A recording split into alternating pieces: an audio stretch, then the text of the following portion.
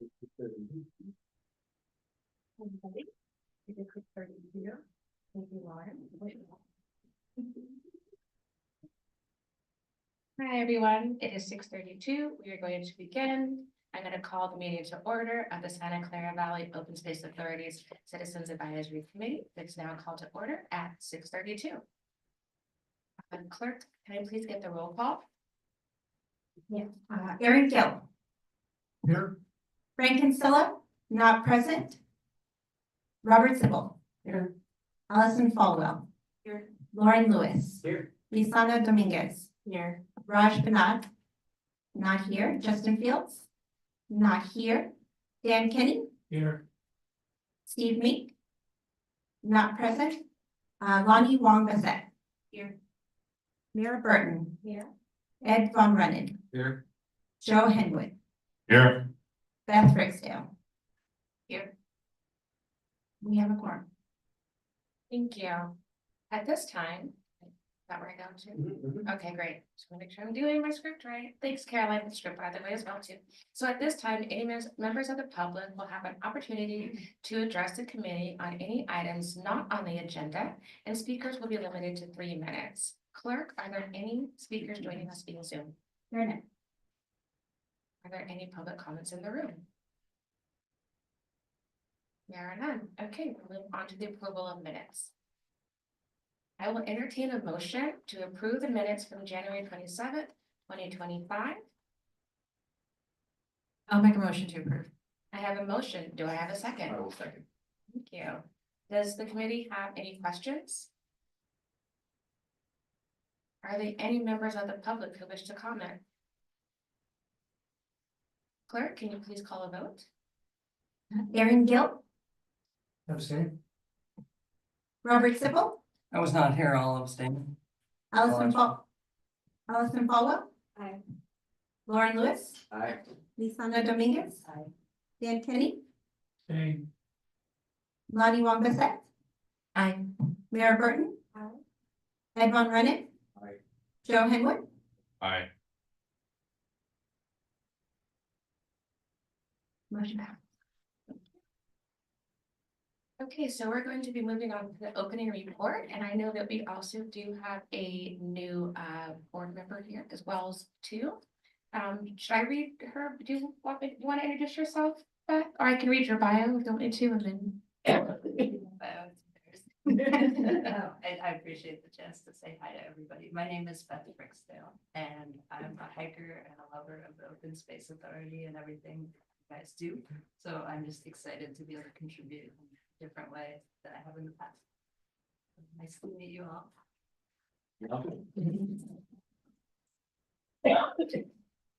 And Beth was appointed by the Board of Directors on February 27th. She resides in San Jose, as she said, is an avid hiker as well, too.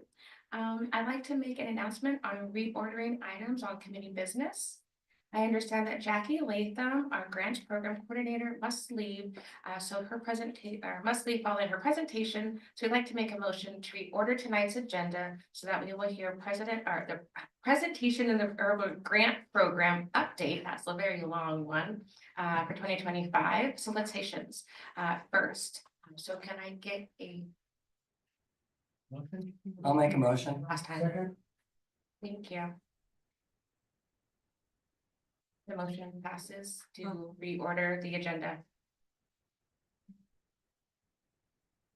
I will call them up. Aaron Gill. Aye. Bob Sibbel. Aye. Allison Falwell. Lauren Lewis. Aye. Lisana Dominguez. Aye. Dan Kenny. Aye. Lonnie Wong Bassett. Aye. Mira Burton. Ed Von Rennen. Aye. Joe Henwood. Aye. That passes. Yeah, I knew it would pass. Okay,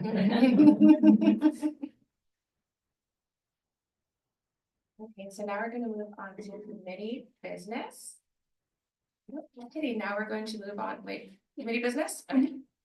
I'm reading the thing, so when it changes, this is only my second meeting, everybody, so you have to bear with me, thank you so much. So the following guidelines describe the meeting process. Do I read that? I don't read that. Okay. So members of the public will have an opportunity to comment on any matters on the agenda, and the speakers are limited to 3 minutes. Is there any members of the public? Or is that where? We can do that afterwards, so you can call the item. and Okay, great. Then I will call the presentation from the Urban Grant Program and Jackie Latham. Thank you. Great. Hello, everybody. Can you hear me? Is this? Yes. Okay. Is this better? Can you hear me? Better. Okay, great. Hi, everybody. I'm Jackie Latham, soon to be Jackie McBride. And thanks for accommodating me. I have a 6-month-old at home, so that's a helpful switch. I'm the grants program coordinator, so you'll hear about grants from me, and some of you recognize me, and if you don't, I've been at the authority for about 5 years, so I'm looking forward to talking to you about the Urban Grant Program and give you an update with that. So we'll be talking about the grant programs, an overview on our grants, the funding allocation for the solicitation, the process, theme, a bit about the feedback and survey, the changes to the guidelines. We'll go over the draft timeline for the solicitation and have time for questions. So we have 2 grant programs here at the Open Space Authority. We have the Urban Grant Program. We've awarded about $5.6 million through this program. It's funded by Measure Q and Measure T. We've had approximately 5 solicitations, so roughly every other year, every couple years, we have a solicitation. And the eligible applicants are nonprofits, schools, nonprofits and 501c3s are the same thing. I meant to say nonprofits or 501c3s, schools, public agencies, and if an organization is not one of those, a fiscal sponsor. And we have 2 solicitations under the Urban Grant Program, the program solicitation and the capital and planning solicitation. I'm mostly going to be talking about the program solicitation because that is what we're moving forward with the board for approval, hopefully next month. But we also hope to have a capital and planning solicitation in the future. And then we also have a grant program called the 20% funding program. We've awarded about $9 million through that program over a long time. That I can't even really say how long it's been going. It's since about the time I was born. And the eligible applicants are cities and the county. So that's kind of the main overview of how the grants work. So the program solicitation is the one that we're talking about this year. The last time I came to the Citizens Advisory Committee was in March of last year, and we were looking at this next solicitation. At the time, we thought we had $400,000, but we're excited to share that the allocation is now $750,000, which means project awards will be $30,000 to $75,000. This is, again, programs only, not capital and planning, and we expect about 15 to 20 awards in total for this. So the process for this solicitation will be really similar to in the past with the programs or the small grants. So there will be a 2-step, a pre-application and then a full application for those who are eligible. And we really try to keep the program solicitation, since it's a smaller amount of money, we try to keep that as accessible as possible. So this one just goes to the board of directors for review and approval for the awards. And then again, the capital and the planning solicitation, when that comes around next, that comes to the CAC for formal recommendations. We also are expecting some 20% funding applications to come in probably this year. So those will also come to the CAC for formal recommendations. So you can keep your eye out for that and get excited about those ones too. One thing that's different for this year is we are going to have a theme for this program solicitation. It's building a climate strong future for all. So that really ties in climate resiliency, which is something that we've gotten feedback from with our grantees. It's something that we already ask about in the application. And it's also a theme that we're trying to focus on here at the Open Space Authority, especially through our comms work, is tying in climate resiliency to our work in a meaningful way. So we're excited about that theme. We take applicant survey at the end of every solicitation, and that is a big part of any changes that we might make to our grant program. There is a summary of these results in your packet. Overall, we got really great feedback from the last solicitation, which I love to hear. It's really positive feedback about the accessibility from our staff and so forth. And we heard that the solicitation overall is a right size for the applicants. So we don't want to make too big of changes. We want to keep it a pretty accessible situation. One change that we're excited about making is raising the indirect cost maximum from 5% to 20% for nonprofits. So this helps them with things that have traditionally been called overhead, some organizational support, which right now is also really helpful with the expected lack of funding from federal funding sources for some of these small nonprofits. We've also heard great things about our grant management system called WiseHive's Engine. So we'll continue to use that for the application, the grant agreement process, and active management of the grant if they are awarded. So the solicitation is all really set around our guidelines. So this is a screenshot of our guidelines. The draft is also in your packet. We define programs here. Programs include classes, training, curriculum building, special events, program development, and other impactful community services that help connect people living in nature to urban areas. Living in urban areas to nature and vice versa. So really the idea is that programs are people focused, and we want to make sure that if people are serving people in some way that connects them to nature, that they feel that they can apply for this solicitation.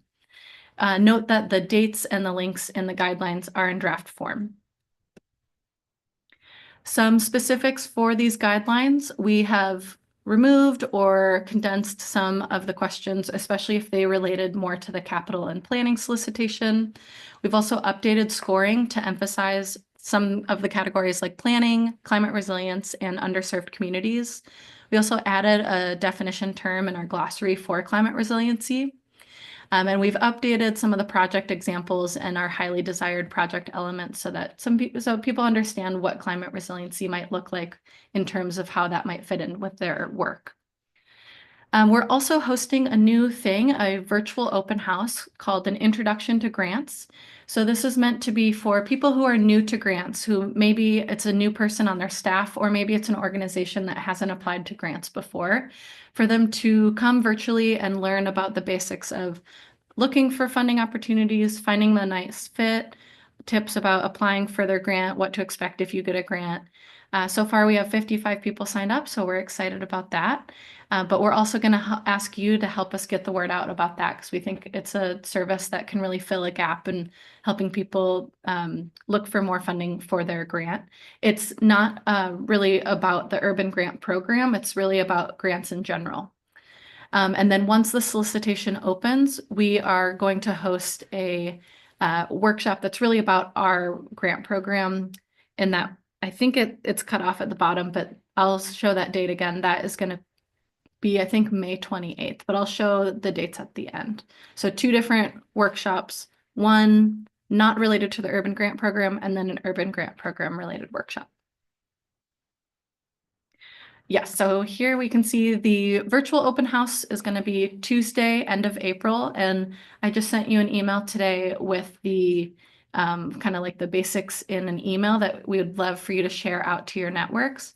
Then there's also a physical flyer on your desk that you can use and go take that and post that in a place that maybe you live by a community center, or maybe you want to make more copies and post that around if you have lots of good in-person places to post that. I sent that in an email to you too. So we'd love your help getting the word out about this, and then also about the pre-application opening. I'll be doing the same thing. I'll send you out that email blast so that you can help spread the word to your networks about that funding opportunity. So we're expecting to take the guidelines to the board of directors next month. And if they approve the guidelines, then we'll be opening the solicitation mid-May, May 13th, with the Urban Grant Program workshop end of May, May 28th.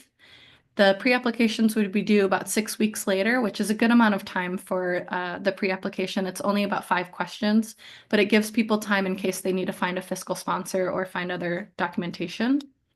And then those that are eligible will get to apply for the full application in mid-August with them due mid-October. That gives about 8 weeks. And then the board awards we're expecting to be in the spring of 2026 based on holidays and the board schedule. So today, I would love if you have any questions or feedback for this program solicitation, knowing that I'm going to be taking this to the board of directors next month, and hopefully they'll approve the guidelines and then we can open that program. And then again, we would love the CAC's support for outreach. So that's for the introduction to grants open house as well as the solicitation. So things like if you have a LinkedIn and you want to post it there or send it via email, that's great. Or posting flyers in person or just spreading word of mouth. And then our future anticipated involvement for the CAC would be for when we have a future cycle for capital and planning solicitation. We don't have a date for that yet, but typically we are staggering them. And so I would love to see a capital and planning solicitation come soon. That's when the CAC members will listen to public speaking from applicants and give a formal recommendation for the board of directors. And then I'll also be bringing some anticipated 20% funding applications to you likely this year. We're not sure on those dates. So if you have any questions about the draft guidelines or anything that I mentioned, I'd love to hear them. Thank you. Thank you, Lauren. I did see your hand, and Allison.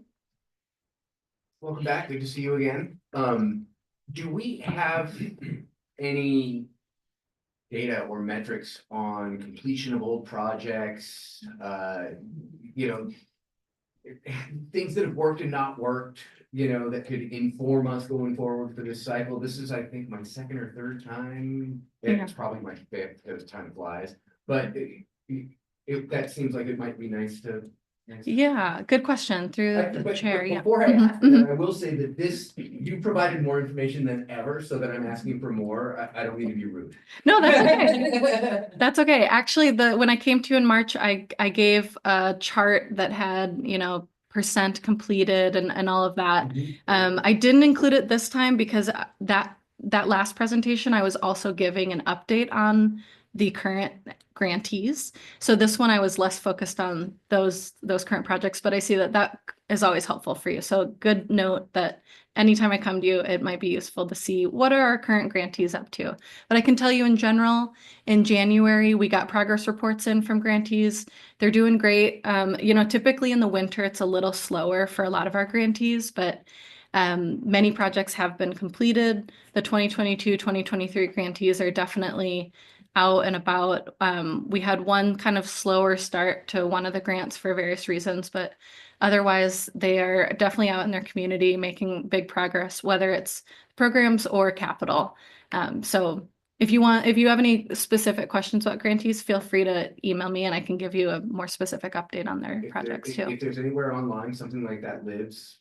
that would be It doesn't, best. yeah, it doesn't live in the like Public space. well, what we do have is, I can't pull it off, but if you look on our grants page, we have a summary of the grantees that we have, just really basic overview, how much money, what their project is, some pictures. That's a great place to start. It's not going to show you what they're actively doing right now necessarily, just because we have 78 grantees. But yeah, I would start on our web page. Yeah. Allison? Thanks for that presentation. That was great. I have several questions. Great. And I will preface this by saying that this is part of what I do for a living. So if any of these are too detailed or in the weeds, I'm happy to take these offline. This was really helpful to read. One of my questions is, when we're talking about, you know, one of the categories was, you know, measuring impact. And is there, I guess what I'm wondering is, I know it's a scoring criteria, but I think it's really important, especially if we're going back to the voters again, sometime in the future, to be able to show quantitatively the impact of these projects. The narratives are really nice. But is there an opportunity to make sure that there's a quantitative measurement of impact that's included in the grant applications? That's my first question.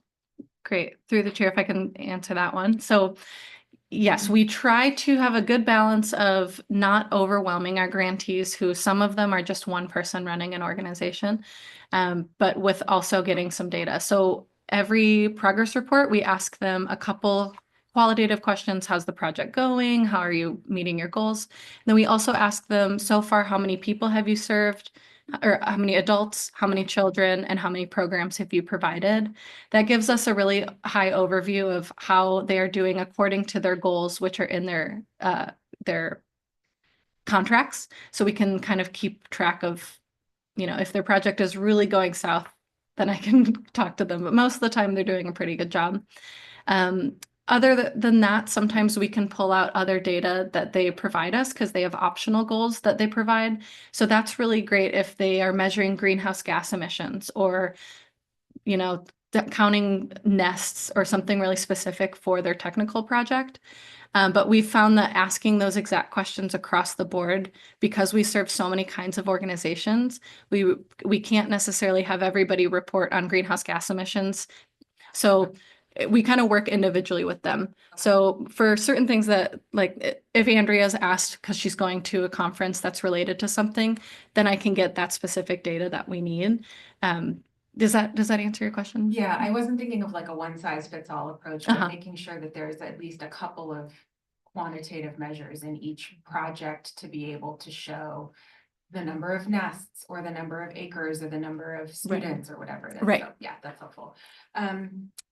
Second question is there a limit for what percentage of the budget can support salary costs? Good question. We don't really have a limit on personnel, but what we do have is scoring for the budget when they first apply. So it's something that the staff reviewers look at.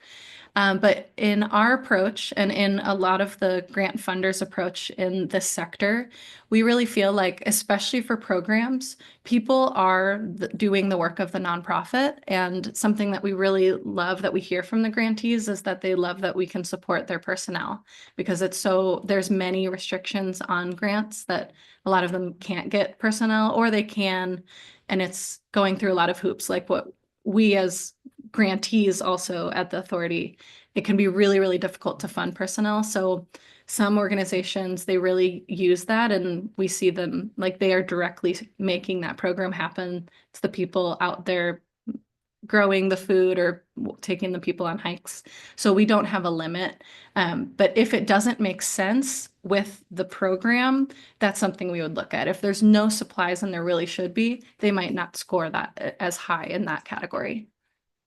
I have two more questions and I Okay. stop. I guess the next one is, there's a mentioning here about for project budgets, the budget includes a minimum of 25% matching funds, which can include in kind, for organizations with annual revenues of 10 million and above. And I guess my question was, is it reasonable, and I'm sure that this has been thought of and discussed long before I came to this committee, to expect organizations with less than 10 million in revenue to provide some sort of cost sharing, i.e. so there's some sort of skin in the game for them. I know some of these are really small organizations, but has there ever been discussion of that and kind of what led you to this $10 million threshold? And then the last question is, just applicants who are either not selected to apply in full or who apply in full and are not funded, get feedback on their proposals to strengthen them for next time? Great And I'll question. stop. Yes, Thank you. through the chair. So I'll answer your second question first. Yes, we offer feedback. Many of them take us up on it, and we really encourage them to. The first question, we went through a lot of, I would say we kind of redesigned the program a bit in 2020, looking at what can we change, what can we make easier and more accessible for our grantees, and that $10 million annual and the match thing was a big component of that. Without getting too in the weeds, we have in-kind match as a way to do match.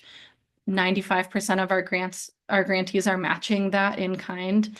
And it was more of, how do we lessen the burden of them showing us this documentation when we know that they are showing match in kind in so many different ways?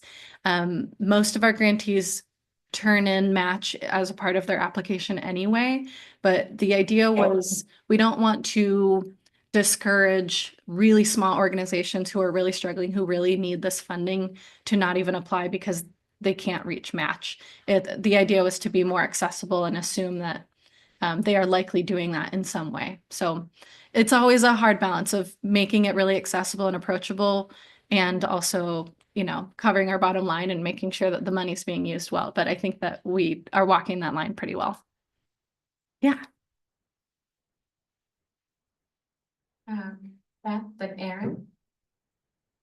Yeah, I'm curious how many of your applicants are repeat customers, meaning they've had grants from OSA in the past and they come back again.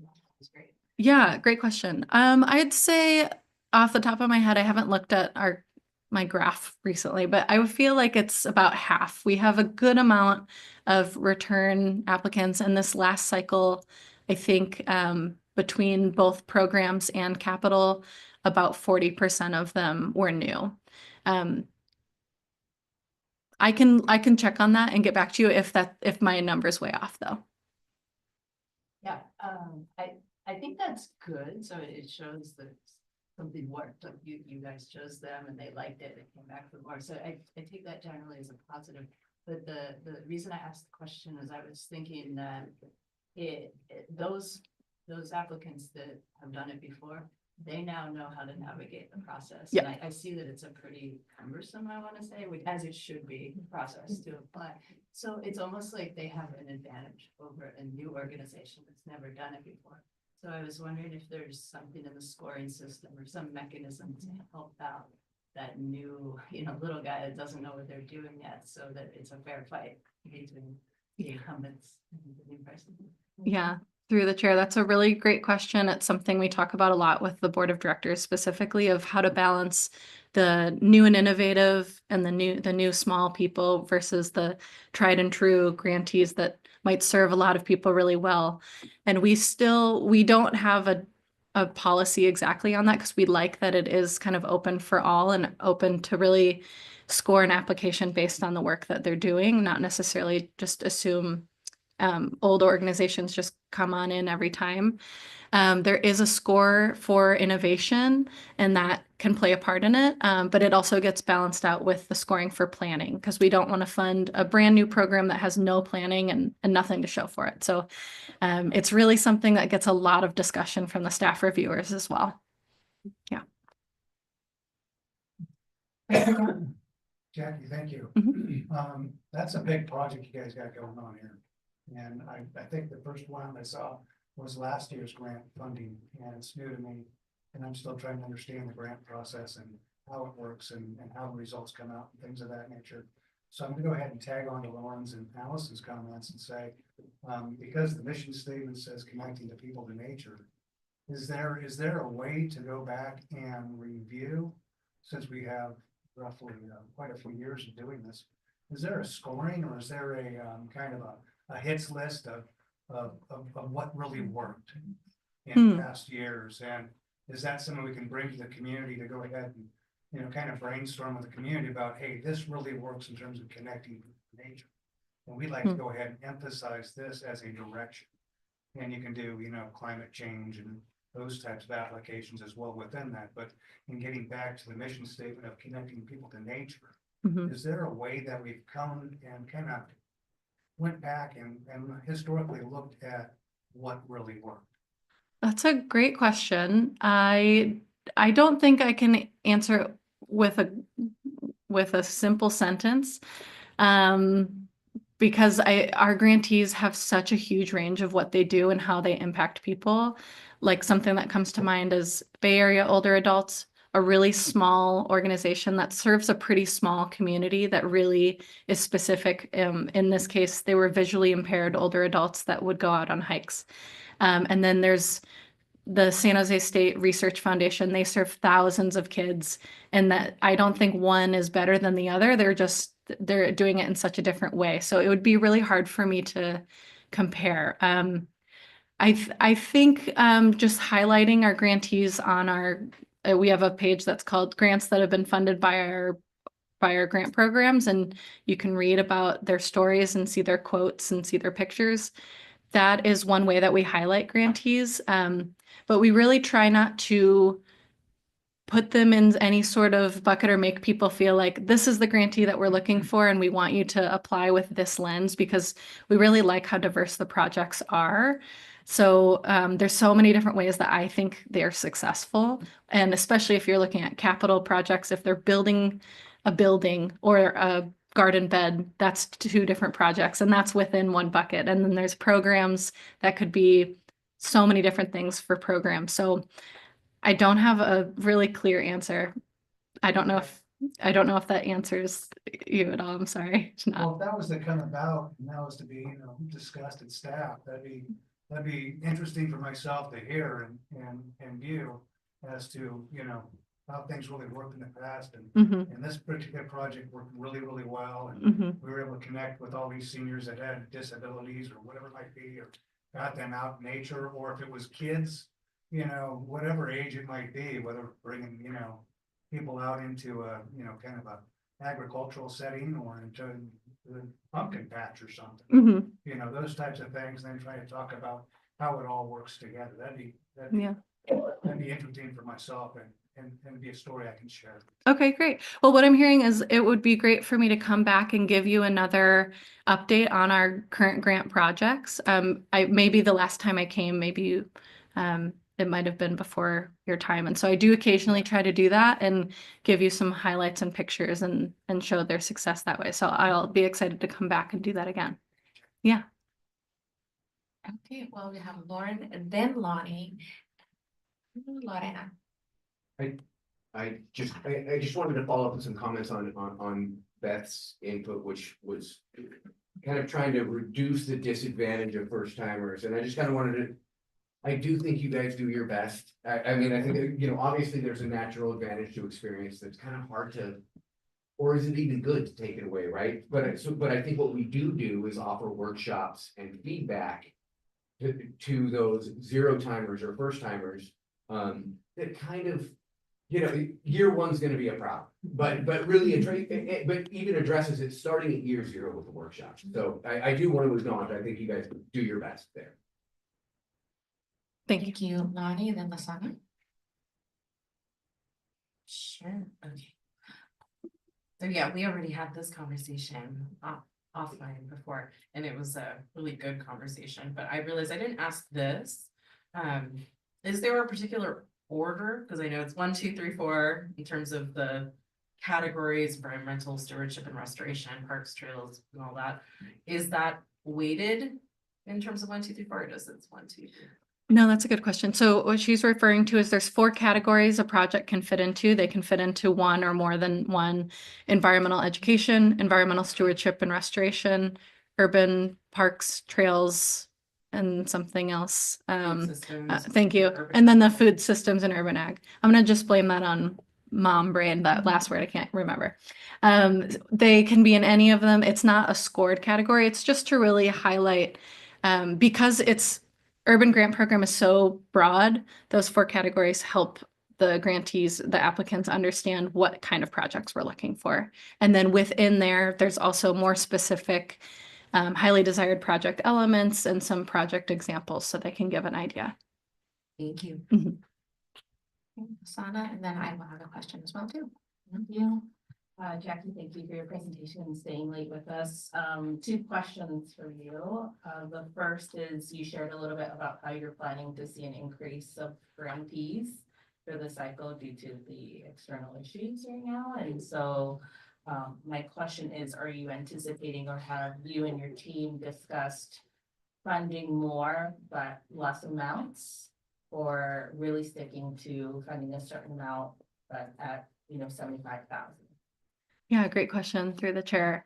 So we talk a lot about that range of funding and what is a meaningful amount of funding and the amount of work that it is to apply and manage a grant. And that's where we've landed with that 30,000 to 75,000.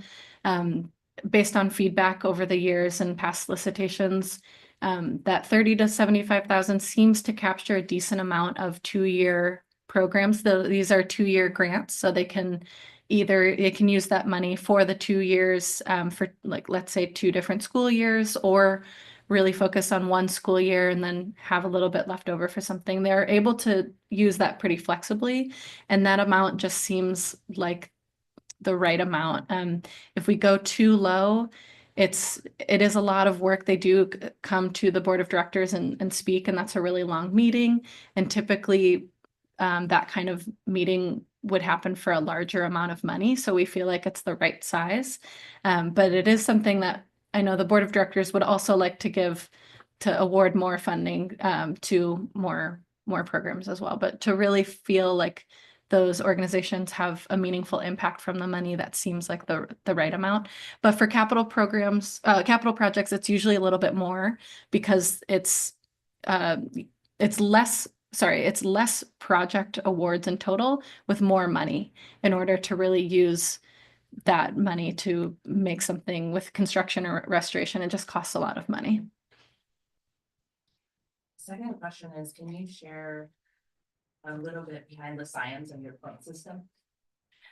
Yes, through the chair. So the points are also a work in progress with the feedback and so forth. So this will be, I believe, our 6th solicitation. So we've made adjustments throughout every year based on feedback and kind of the weight that it carries. We really try to have a good balance of things that are well planned and have a good budget, but also leave room for some really beautiful storytelling. And if they're serving underserved communities in a unique way, we want to make sure that that's honored. It's also, Megan Drager and I and Monica Nunez, we also apply for grants. And so we see lots of other rubrics and have the experience of being grantee and grantee applicants, which really helps inform that we can look to other programs that score similarly or not. And I know Valley Water, they've just gone through a big redesign of their grants, and we were really honored. They really used our grant program as a model for theirs, and we talked a lot about scoring as well. So it's a deep discussion. It's definitely not going to be set in stone the way that it is right now. There's room for movement in the future based on feedback. Thanks. I think we're all kind of on the same brainwave here, because I was going to ask about scoring as well too. And if there's a rubric, and I see the scoring system here. So I'm looking at project planning on page 15 specifically.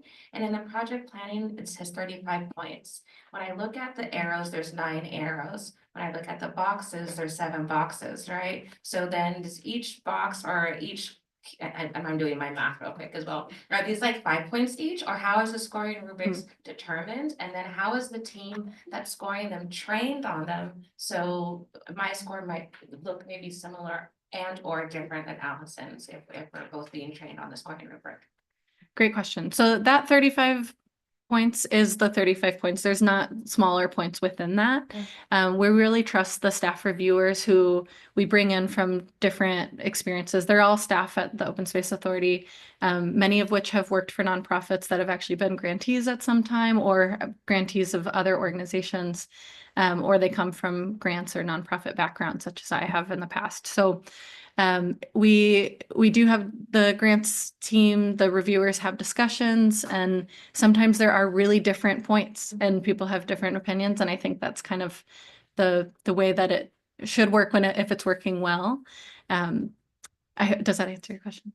Okay, great. Are there any other questions? Great, thank you so much. Jackie, for your input. Oh, wait, I did not take time for public comments. Are there public comments? Was there any comments online? We're not. Okay, thank you.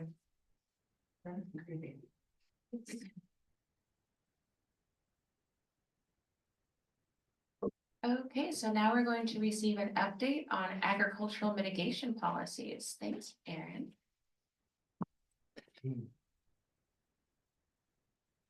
Great. Good evening, Citizens Advisory Committee. I think I've met most of you, but for those I have not, my name is Aaron Hebert. I'm the Natural Resources Manager here at the Open Space Authority, and I also oversee our agricultural program. So tonight, I'm going to be a little bit briefer than in my comments than might be ideal. We'll cover some broad technical ground. In short, the county, Santa Clara County is proposing an agricultural mitigation program. And we'll get into what that is. I previously briefed the board, I want to say back in October, when the county's program was a little bit more draft. The county has advanced this program somewhat since that time, but not a lot.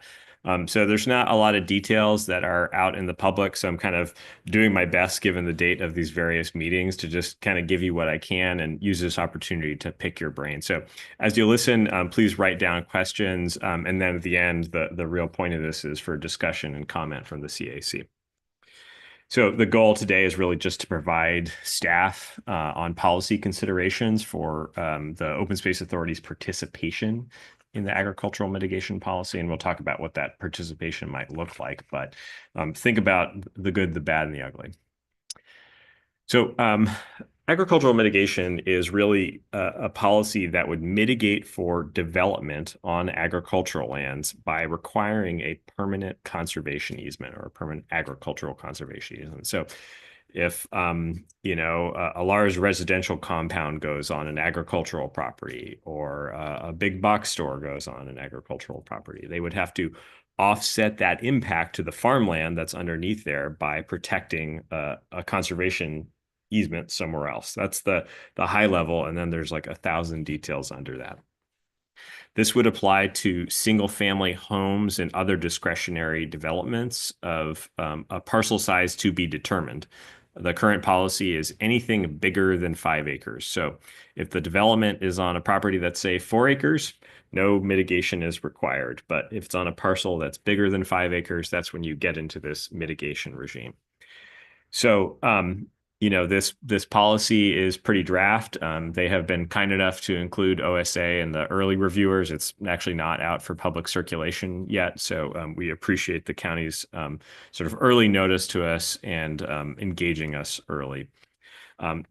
Agricultural conservation easements would be held by a land trust. So that could be a nonprofit organization. In our area, the Land Trust of Santa Clara Valley would be the likely entity, or a public agency such as ourselves or the county, right?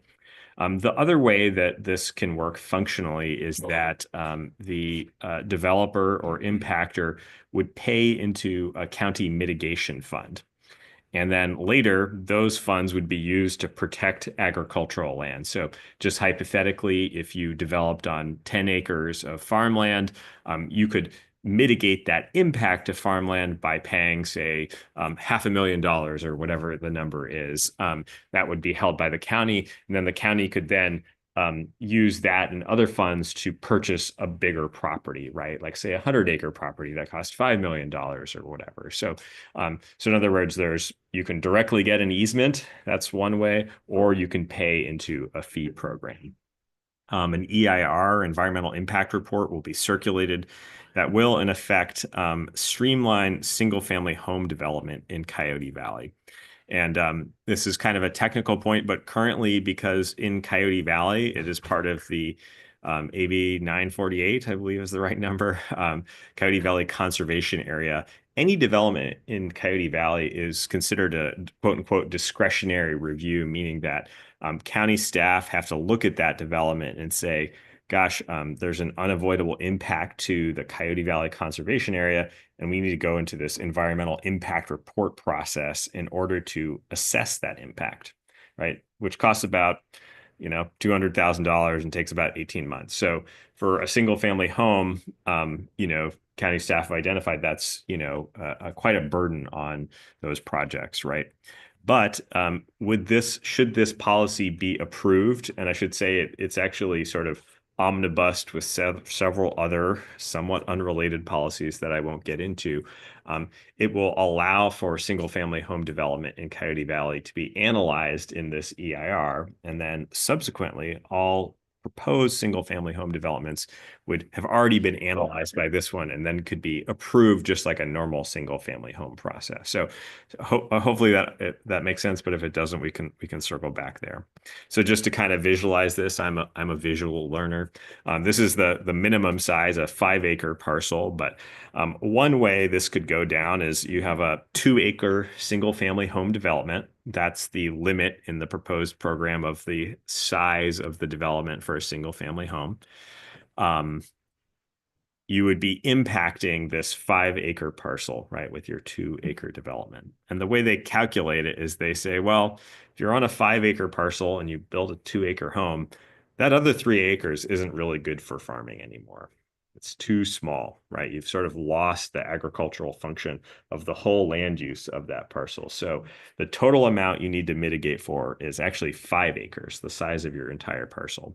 And so in this example, what this property owner has done is they have effectuated a 3-acre conservation easement on the residual 3 acres of their property, and they have paid into the in lieu fee program for 2 acres. So they're 3 plus 2 equals 5, right? So they've effectively mitigated under a 1-to-1 ratio. So we'll come back to that if we got lost in the math there. Another, maybe perhaps more common type of example is a larger development, say mixed use development goes over a 5-acre or a 10-acre home.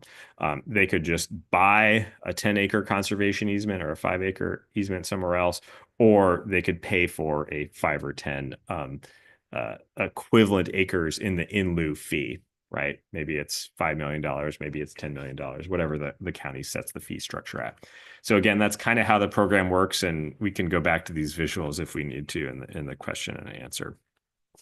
So the benefits of this broadly are that it would create permanently protected agricultural lands, which is great, right? That's part of our mission, part of the county's interest as well. And it may reduce the likelihood of development because these mitigation costs are high. I threw out some numbers, they're totally made up, but land in our county is expensive. Conservation easements are expensive. So if you're developing and you need to pay this fee, it's another fee you have to deal with. Whereas hitherto, in the absence of the policy, you actually don't have to mitigate for your effects on farmland, right? Which is bad. If this policy is run in a smart and efficient way, it could actually protect big blocks of agricultural land. I described that in lieu fee program where the county would collect a big sum of money from, say, 5 different developments and then buy one big farmland, right? Which is maybe more viable for agriculture in the future, right? Some of the downsides, however, are that it can streamline single-family home development in Coyote Valley. I think I talked about why it's a little bit complicated, but essentially it's more of a rubber stamp than it used to be. The costs of monitoring and enforcing small easements in particular, you can imagine over a 10-acre property for an agency like ours or even for a land trust are actually pretty high. You have to go out there regularly. And the more of them you have, the more of the cost that is. Over time, people forget about these things. If you're the person who put the easement on, you remember it, but your son or the next person you sell it to, that's when easement enforcement really starts to happen, where people don't really remember or pretend not to remember the covenants that are on their properties, right, that prevent them from developing. So I'll talk about some of OSA's comments, but you can see where I'm going with that. The other thing is, and this is just true of mitigation, it's not unique to agricultural mitigation, it's true of environmental mitigation too, is that there's some bad projects out there. And policies like this, in some ways, streamline some of those, right? We wouldn't want to be involved in a project that really eliminated prime agricultural land, and then we're holding the easement, right? That's not a good look for OSA, right? So there's some kind of good in the bad with mitigation just in general, right? Is by having such a policy, it will allow certain kinds of development, but on the other hand, it'll also create permanently protected agricultural land. So it's a complicated thing. It's certainly a mixed bag. The summary of our comments to date, and I'll kind of walk you through these. I know it's a little text heavy on the slide, but we want a higher mitigation ratio. We talked about how if you impact a couple acres of land, it'll create a couple acres of offsets. Well, because you can't create new farmland, right? It's a permanent loss. There's no getting that farmland back. So I think a higher ratio is in the interest of perpetuating agricultural economies and agricultural sustainability in the county. So a higher mitigation ratio. We also believe that when folks are paying into this system, that the program should really include fees for the transaction, the real estate transaction, and an endowment to actually do that monitoring and enforcement. Like I was describing earlier, every year our staff have to go out into our easements and document the conditions on the properties to make sure that they're not developing it or otherwise going against the terms of the easement. That costs time and money, right? And if OSA wanted to participate as an easement holder, say over agricultural farmland, getting our costs at least covered would be nice, right? Another concern that our board raised and we've included in our comments is that all this stuff gets more and more expensive over time. So if in 1 year you pay $100,000, but then, farmland 5 years later is quite a bit more expensive, right? You see how these things can kind of get out of whack economically pretty quickly. So doing a little bit more economic analysis, sometimes called a nexus study, we believe will help the county sort of better calculate these fees.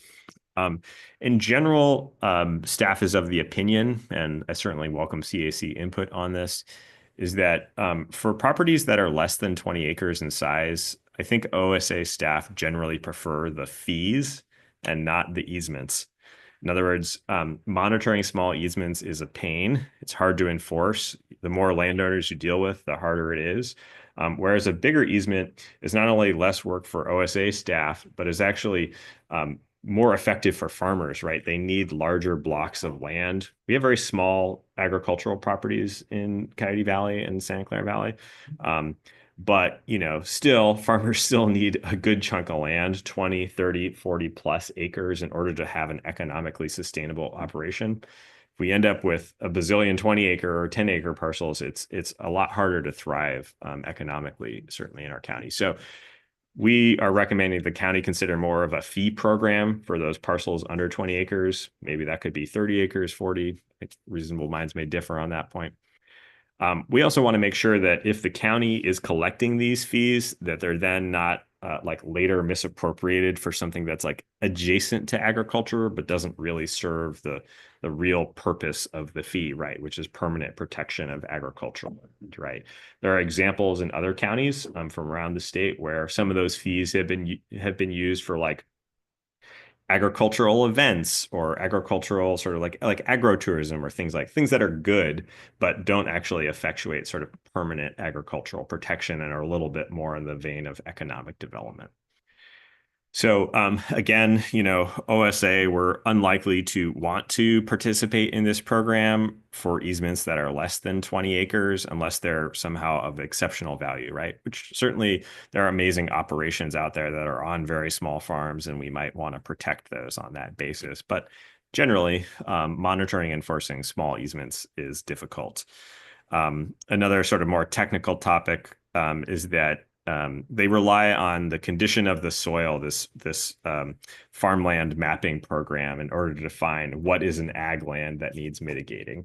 And if you don't farm for a while, you actually lose that soil classification, and therefore no mitigation would apply. So in my view, if it's farmed today or if it looks like farmland today, it is farmland, it is agricultural land, and it should be sort of frozen in time there. So that's kind of a summary of our comments, and I'm happy to go deeper into any of those as may be necessary. So next steps after this meeting, we will continue to engage county staff in this effort. As you can tell, there's a number of technical issues that are in this thing that we're working on before it's kind of fully baked.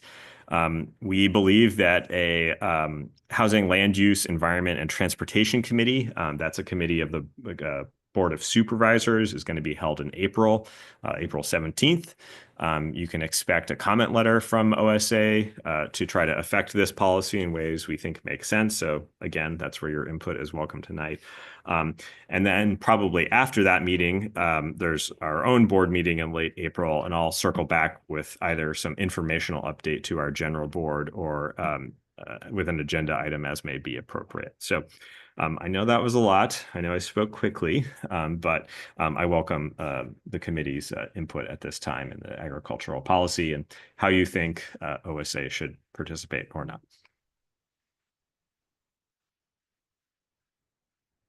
Okay, I'll take questions. Allison has a question, and then I'll look to, sorry, I'm a right hand looker, not a left hand looker. That's just my dominant hand. So I always look this way first. That was super helpful. Thank you.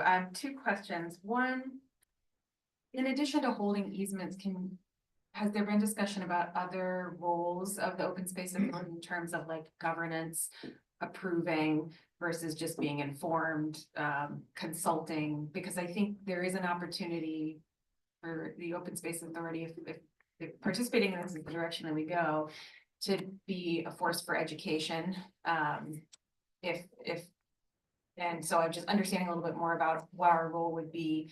And the other question was around, like, I think you sort of touched on it, was if there are fees collected, like, is there a sense yet of what the governance of those fees would be? And you talked about making sure they're used appropriately. And would there be a role for the open space authority in the governance of how those fees are used? Through the chair. Those are excellent questions. Yeah, you're right in that there are potentially other roles for the Open Space Authority besides being an easement holder, principally in kind of the guiding elements of how the program is administered. Looking at other agricultural mitigation policies throughout the state, we've retained a consultant to help us with that. And she's brought to us a couple of examples from different counties. Solano County in particular, I think, has a lot of relevance to this question. They have sort of structured it so that, yeah, it's someone else besides the county sort of directing the pot of money towards So there's effectively a committee of relevant stakeholders who are not just the county, who say, this is the farmland that you should be protecting with this $5 million or whatever it is. So that is a role that OSA could play in this process, and something that I think we would likely consider. I touched on the idea, this is actually from Brentwood. Brentwood had the challenge of, like, the county held the money and then kind of used it for things that maybe weren't quite in the spirit of it, of how it was originally authorized. So I think that was a good example of, like, where if the politics change in the county, it actually makes sense for someone else besides the county to have a voice or even control those funds in some cases. So that is something we're looking at. Anyone on the left-hand side? Yes, Aaron, and then Lonnie. Super complex, conversation on this. I don't think it's pretty much going, take this to a full extent, but, it's nice that the conversations are still happening. I'm sure Michael Meehan is still involved in the county. When I was there with the Ag Preservation Program with Senator Cortese and Representative Wasserman, it was a year-long process, or a year and a half, going through all these things. It's good that you guys are talking about mapping. Mapping is super crucial. Transportation is super crucial. Transportation zones. The ag community is really vulnerable to high trafficked areas that move fast. We've had injuries, we've had accidents, we've had people killed because we have slow moving equipment, and people that are trying to get into, more urbanized areas are thinking that they need to drive faster, not safer. And so, we see a lot more accidents, more problems like that. There are areas of the county that definitely should be looked at in terms of preservation. And I think that those can be identified pretty easily. But yeah, I think you guys are on the right pathway.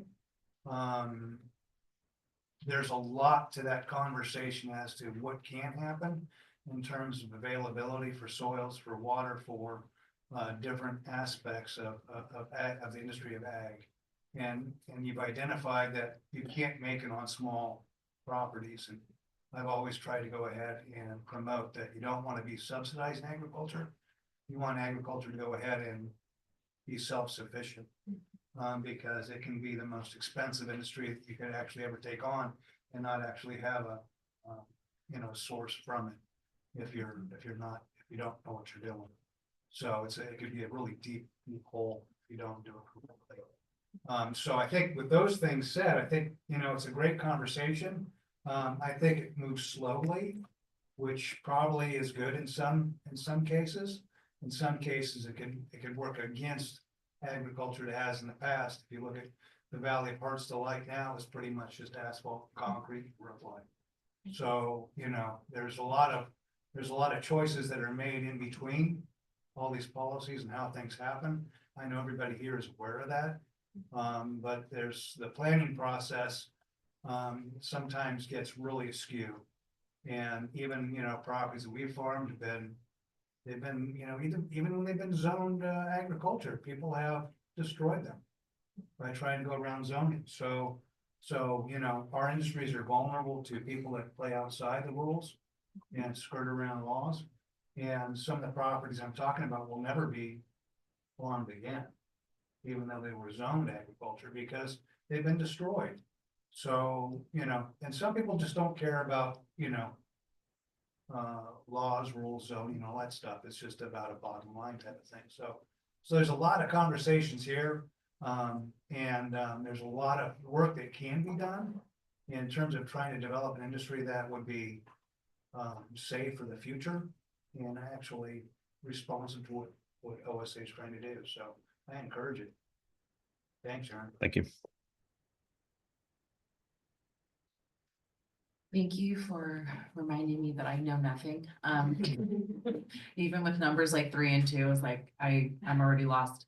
But it kind of ties into my question on, I understand the small, like single family home, but how does that tie into like large housing developments? I know Morgan Hill's a great example. I know there's been talk about this housing development coming around and it's not here yet. And so I don't know how this plays into that. And my second question then is, if policing, I don't know if that's even the correct term, how do you do this? Because that's literally the problem.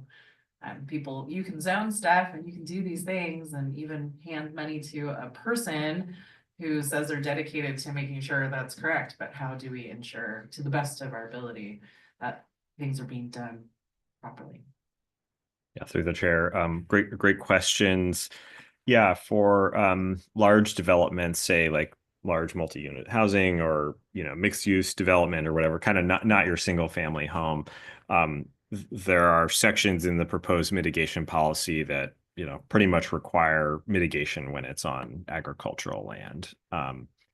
They're not, the ratios aren't different necessarily. The only sort of major difference in the policy is that there are provisions within the policy such that for folks who have single family homes, one, they have that 2-acre limit of like the footprint of it, and that they could use some on-site conservation easements for the residual of their property, right? So the other acres that they haven't developed. For most of the bigger developments that you're asking about, that's less likely. So they're more likely to either pay into the fee program or to try to rustle up an agricultural conservation easement. So not very different, I think, is the short answer. It would also require mitigation, right? That's the sort of the top line thing.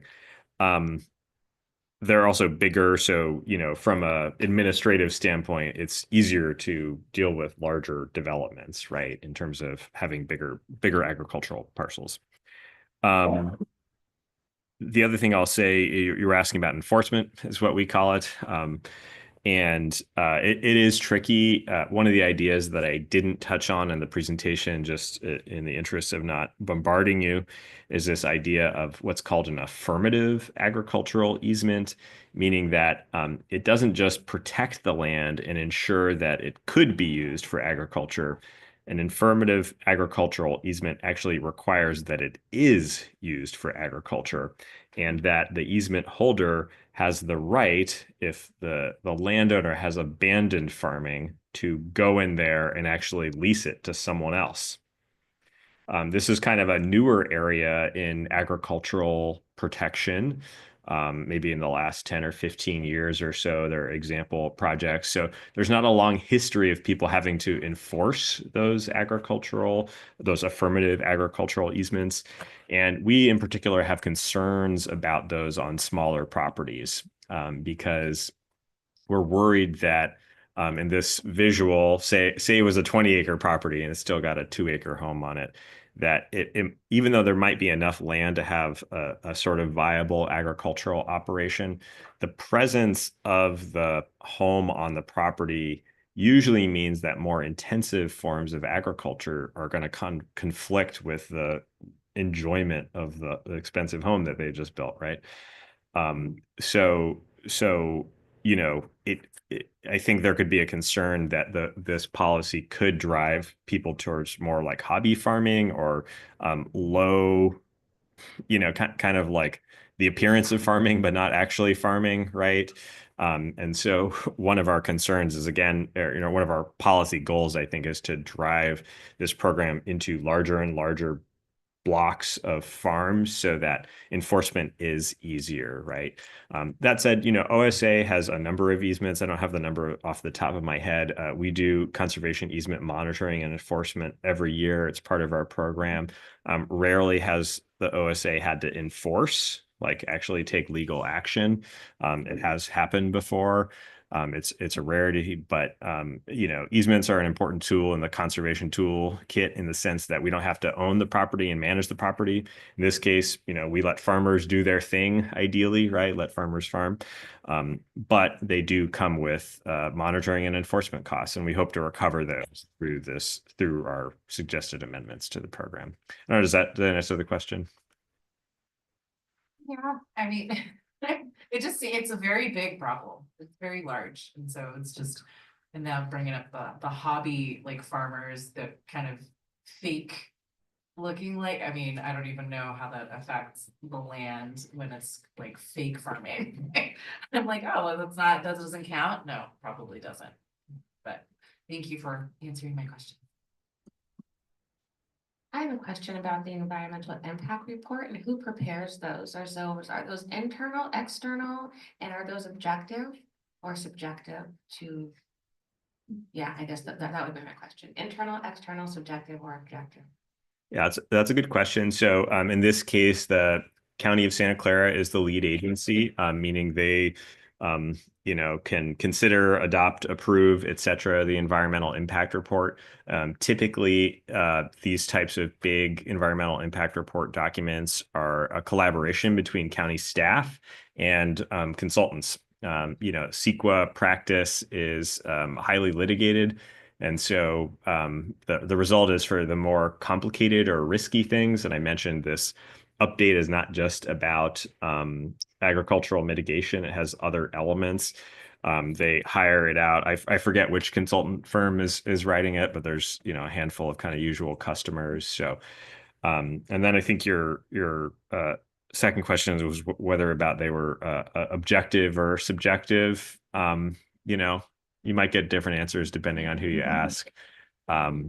Certainly there's technically, you know, a standard of evidence that is used, and there are those thresholds. So a lot of what OSA does is introduce evidence and to say, you know, these are the facts as we see it, and this is how this has to be mitigated. Oftentimes more on the environmental side, we might say, hey, we have this study showing the presence of mountain lions in this area, and your project is going to impact mountain lions, so you need to address that in your EIR.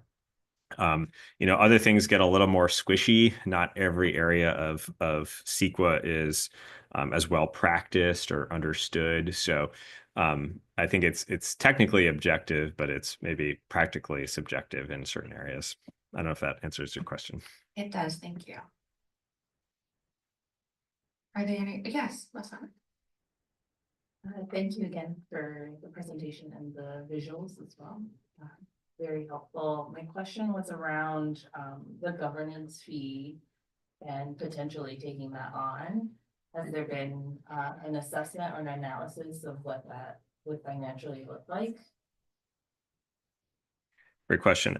Through the chair, They have not conducted what is called a nexus study associated with this. That is one of our recommendations. It may be that they are required to do it under state law, so we're exploring that more.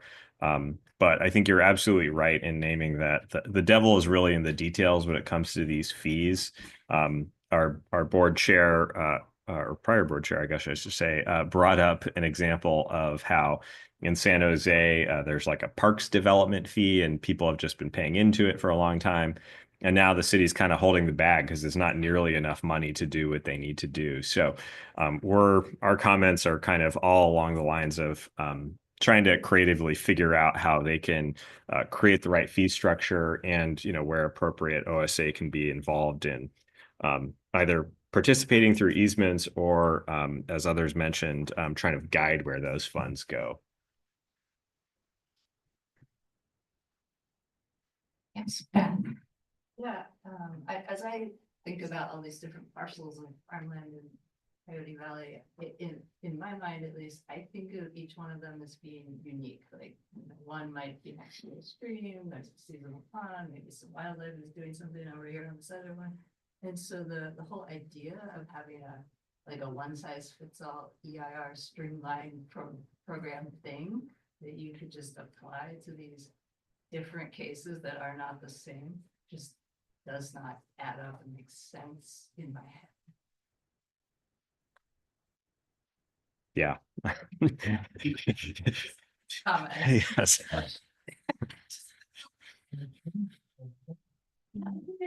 These parcels are incredibly complex, and yeah, 18 months and 200K is a lot, but I think they deserve it because this isn't just like ordinary land.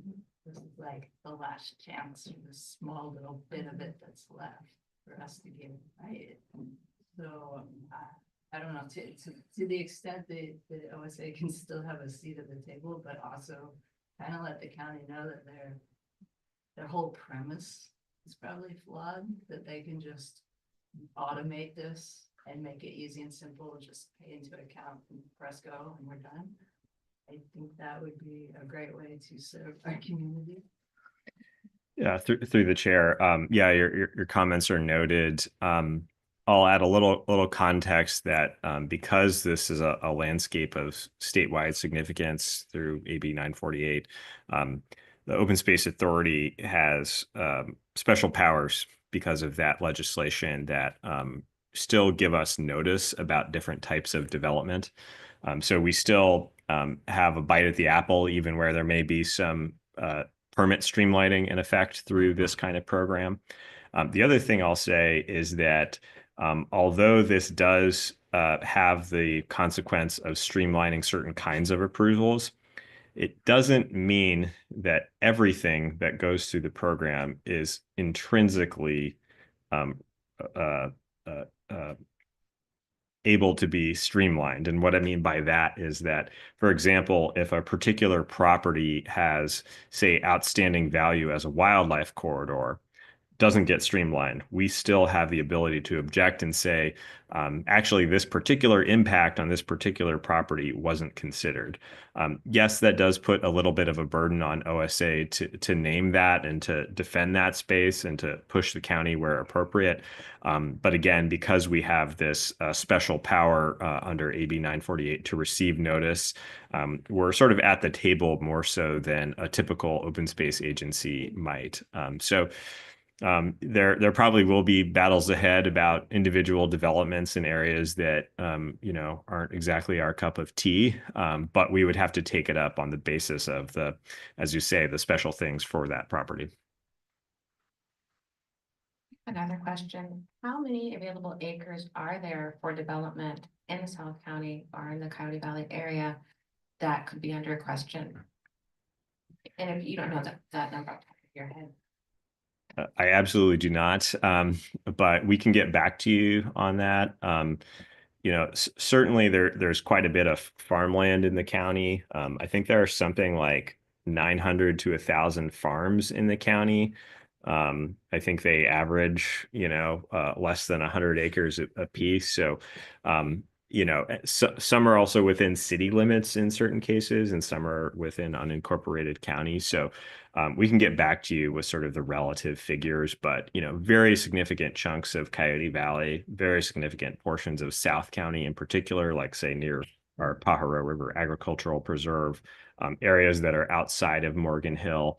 I think the main analysis we haven't done is actually around that 5-acre threshold, right? Because anything less than that isn't technically subject to this proposed mitigation policy unless they were to change that. I think that's a good number. As you've heard me say, the smaller things are maybe not as meaningful for farmers in general. So we can answer that more definitively.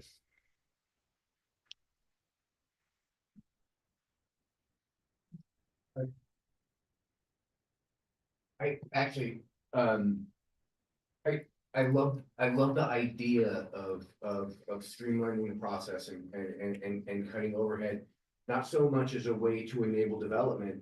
In fact, not at all as a way to enable development, but I do want to make sure that the OSA isn't itself crushed over under its own burden of enforcement and monitoring. But with that said, I think Beth's comments are very important, and what Aaron tacked on to the end, in that it's a pretty complicated tapestry that changes all the time. The patches are changing colors, and the relevant issues in those patches are changing as well. So I guess by way of comment, number one, I want to make sure that if the OSA keeps its place at the table, that they're remaining ever vigilant to look at these corner cases, and then just kind of following my own thinking. Do we give back such a substantial portion of our gains in terms of efficiency by having to step up our monitoring? And that's not a question to be answered, but rather a point to be considered. We streamline the process on one hand, but create a burden where we really have to monitor and enforce, or if we don't, have we diluted all our own gains? So that's all. Thank you. Yeah, I have another question, and I think it's probably a very naive one, so it's fine if you laugh.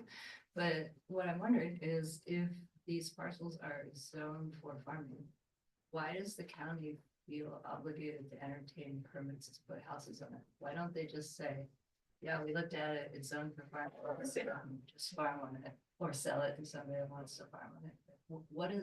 Why are they going down this path? Yeah, that's a great question, and I didn't mention it at the beginning. This is part of their rural housing update, and there are a couple legal drivers, as I understand it, behind this, sort of mandates for them in some ways. One is that there has been case law, and I forget the case elsewhere in the state, that essentially required a county to develop an agricultural mitigation program or policy. So they're trying to get ahead of that rather than waiting to be sued themselves. They're already doing this rural housing update. The second thing is they regularly receive, applications for development on single family homes for a variety of parcels. And as you probably know, particularly, when you visualize, say the greater Morgan Hill area, there are a lot of properties that are kind of in the peri-urban kind of zone of they're 10 acres, they're 20 acres, they're 5 acres. And for some people, that looks like an appealing area to develop, right? So they receive these applications. They have, like I said, in the case of Coyote Valley, had to go through this EIR process. So they have that issue. Property rights dictate that people can, build single family homes on agricultural properties. That's kind of how the zoning works currently. So it's sort of within their rights, and the county, they don't really have a subjective or discretionary ability. They really have to follow the rules and approve what's allowed, right? But right now they have to go through an EIR process to sort of do that. So there are legal reasons they're developing the policy. I think even frankly, if OSA were to tell them your policy stinks and we want nothing to do with it, I think they would still go forward with it, because I think they feel somewhat compelled to do it. So our tactic is really about making it better. But yeah, there will always be development pressure, single family home development pressure, particularly for the smaller parcels in our area. And it's just a question of how the county best deals with that and how we engage with that. In some areas of ours, as you know, development of any kind is actually a fundamental threat, not just to agricultural, but our other values like wildlife connectivity, clean water, healthy watersheds, et cetera, et cetera. So we take them up on a case by case basis. Thanks, Aaron. If I can just expound on it a little bit and give an example on the ag side. Local family, the Mariani family, Andy and Rich Mariani. They've been doing stone fruits and they do heritage stone fruits. And they're probably the best stone fruit grower in the state of California. And they export down to Santa Monica. They export to, they put their product everywhere. They do a lot of ag tours during the year that show all these different stone fruits they grow. And no one else can do what they do. No one can do what they do. And they're in Morgan Hill. And they're located over by Live Oak High School. So if you want to go ahead and see somebody, you can actually do. Over by Andy? Yeah, Andy's Orchard, Andy Mariani. Oh, that's the same one, okay. So they've got 80 acres there. So they have 80 acres there, and Mitch doesn't want to farm anymore. Andy kind of is hanging in there. They're late 70s, early 80s. And their retirement is their property. That's their 401k. So they're going through builder's remedy to go ahead and put homes out there. The only way they can. Their children can't take over what they've done and what they've built because it won't support them. So they do other things in terms of working in the community. So you have this situation where they're located in a highly dense area. The city of Morgan Hill is not annexed them. They're annexed them into the city so they can develop. So they're going through the county trying to do a builder's remedy to actually put homes out there. And what they're trying to do is actually have a retirement and do something so they can leave something to their kids as well. So you have this kind of creep of urban areas coming in, and you have people saying, we need houses because housing is too expensive. And you have on the other side, you have people that actually need to go ahead and retire. And the only thing they've been able to build is their business. And then when their business model is coming to a close, they have no exit. So what they're looking towards and what they're looking for is this builder's remedy to actually be able to put homes out there. Because their process is when they're doing what they're doing to grow all these different varieties, they have to do certain things like, spray sulfur, do certain things and all that type of stuff. Well, being next to a high school, you can't really do that. When you have homeowners next to you, they don't like you doing it. So you get constrained in what you can do in terms of what you need to do to go ahead and produce a product. And so you have this kind of, this clash between urban and rural areas. So, I mean, they're under the right to farm, which everybody understands in real estate. You have a right to farm in areas. But that's pretty much the ag side of things, is saying, hey, how do I get my exit strategy? I've spent my lifetime producing for people. Now all of a sudden it's time to kind of retire, but I can't. How do I go ahead and do that? And they get in a position where they're looking for willing buyers and willing sellers, rather than having their land values reduced down to, below market rates. So that's the conflict that comes on in terms of the open space, natural areas, as well as the rural and urban issues. So that's something that needs to be navigated. So I just want to raise that as it's a very good example of how it works in South County. I believe Bob had a comment. I'm just gonna add on to his, I moved up here in 1970 and I looked at all kinds of land. And one of the things I found in Morgan Hill at the time, that time was just strictly ranch land and a few buildings.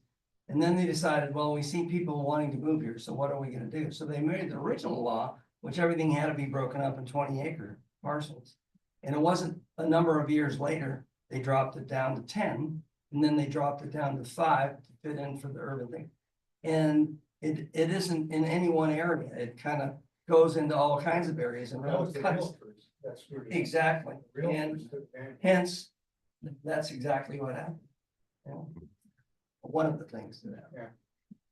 I just have a last comment. Reminds me of Olson's Cherry Farm in Sunnyvale. They had that beautiful cherry farm that everyone used to go to, and now it's a Trader Joe's shopping center and some other things. And I believe they also have a high-rise, extremely expensive housing community there as well too.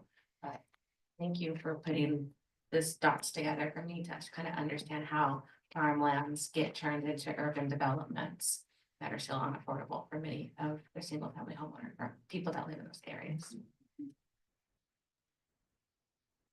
Thank you.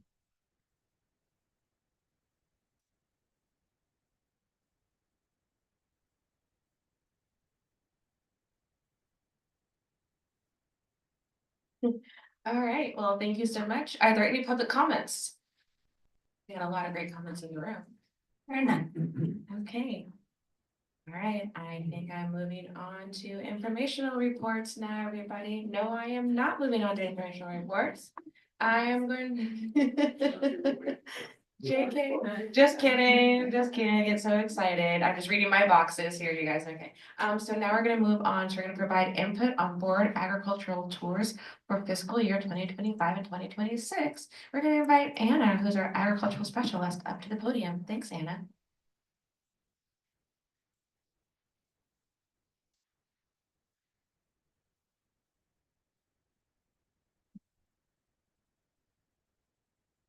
Good evening, Citizens Advisory Committee. Thank you all for hosting me here today. Thank you, Mira, for the introduction. Like she said, my name is Ana Regalado, and I'm the Open Space Authority's new agricultural specialist. And I'm here this evening to ask you all to provide input on the scheduling and topics of agricultural tours that we'll be providing for the Board of Directors and opening up as well to the Citizens Advisory Committee for 2025 this year and 2026. This picture up here is actually from a farm tour that I recently went on. This is a farm in Aromas that is called Blossoms Farm, and it was part of a conference, and it was not only a lovely way to get out there and meet the farmers and the people doing this work, but also an important way to build context for how they do their work, the challenges that they're facing, and also why it's important to support operations like this. And so during this tour, they also took us to 2 farms in Santa Clara County themselves. And it was incredibly enriching experience for everyone that participated and helped provide context locally for the importance of these operations and the things that they do.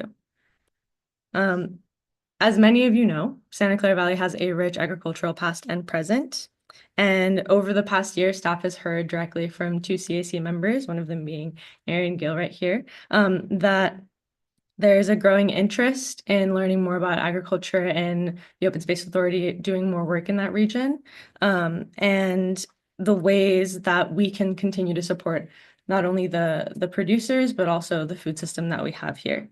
One of the ways that the authority has chosen to invest in this is by creating my position and bringing me on board to continue this work and really head it up and lead it. And as the person in that role, I'm a firm believer that it's really important to hear from people on the ground, right? What their challenges are, what their solutions might be, and going out and hearing from them and learning their experiences and using that to inform the work and the path that we choose to take.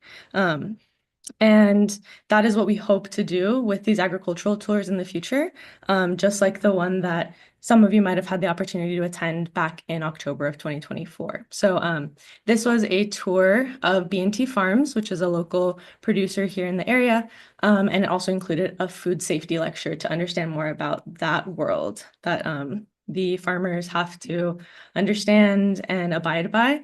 And it was a roughly 4-hour tour. And the focus was on larger scale conventional agriculture in the region, but also on food safety and how that can protect and promote the food system, but also how that might be challenging for some farmers. And to continue building off of that, we would like to sort of plant some seeds for other possibilities for an agricultural tour in the future. This is not an exhaustive list. This is simply a little bit of a taster of what we could explore. One of the topics could be grazing and ranching in the area and what that looks like, and understanding the annual cycle of ranching and raising cattle here. Indoor production and post-harvest processing, so understanding indoor forms of food production that might be new or have been taking place, and also what happens with the crop after you take it out of the field, right? What is the processing that needs to happen there? What is the storage like? And we could also explore small and mid-scale organic production. It was mentioned earlier that there are almost, there are hundreds of farms in Santa Clara County, and they all look different. And some of the successful ones are growing organically as well. And there's others that we could also explore, such as, orchards. We could look at urban farming. We could look at flower production, and all kinds of other aspects of agriculture. And so with that, through the chair, I would like to ask you all to please write down the following, your answers to the following 3 questions on the note cards that have been passed around, or that will be passed around by Eileen. Thank you. And so the first one is really 3 topics that sound most appealing to you to explore. You can take a look at the previous slide that we have here on, some of the possibilities that we've explored, but you can also feel free to write down any other aspect of agriculture that interests you, that you might want to learn more about. Yeah, so I'll give you all a moment to just write down 3 topics. Yeah, of course.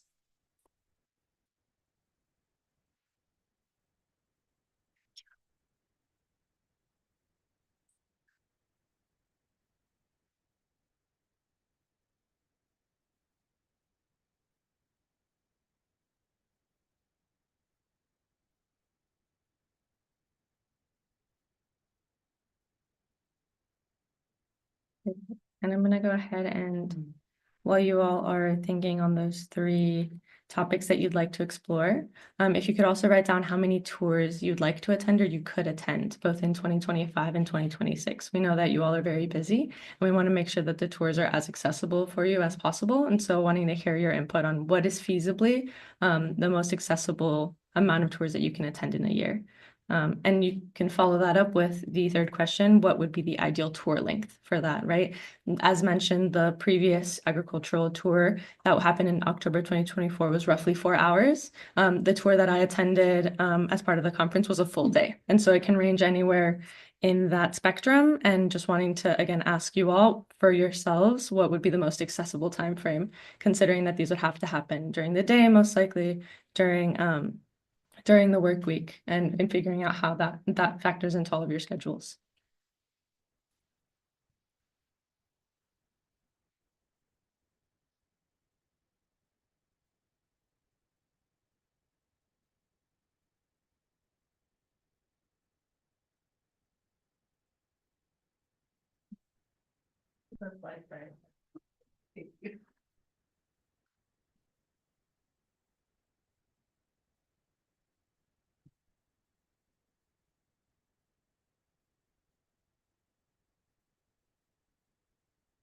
Perfect. And so it seems like, as we're all maybe wrapping up those thoughts on those 3 questions, I would love to hear from you all.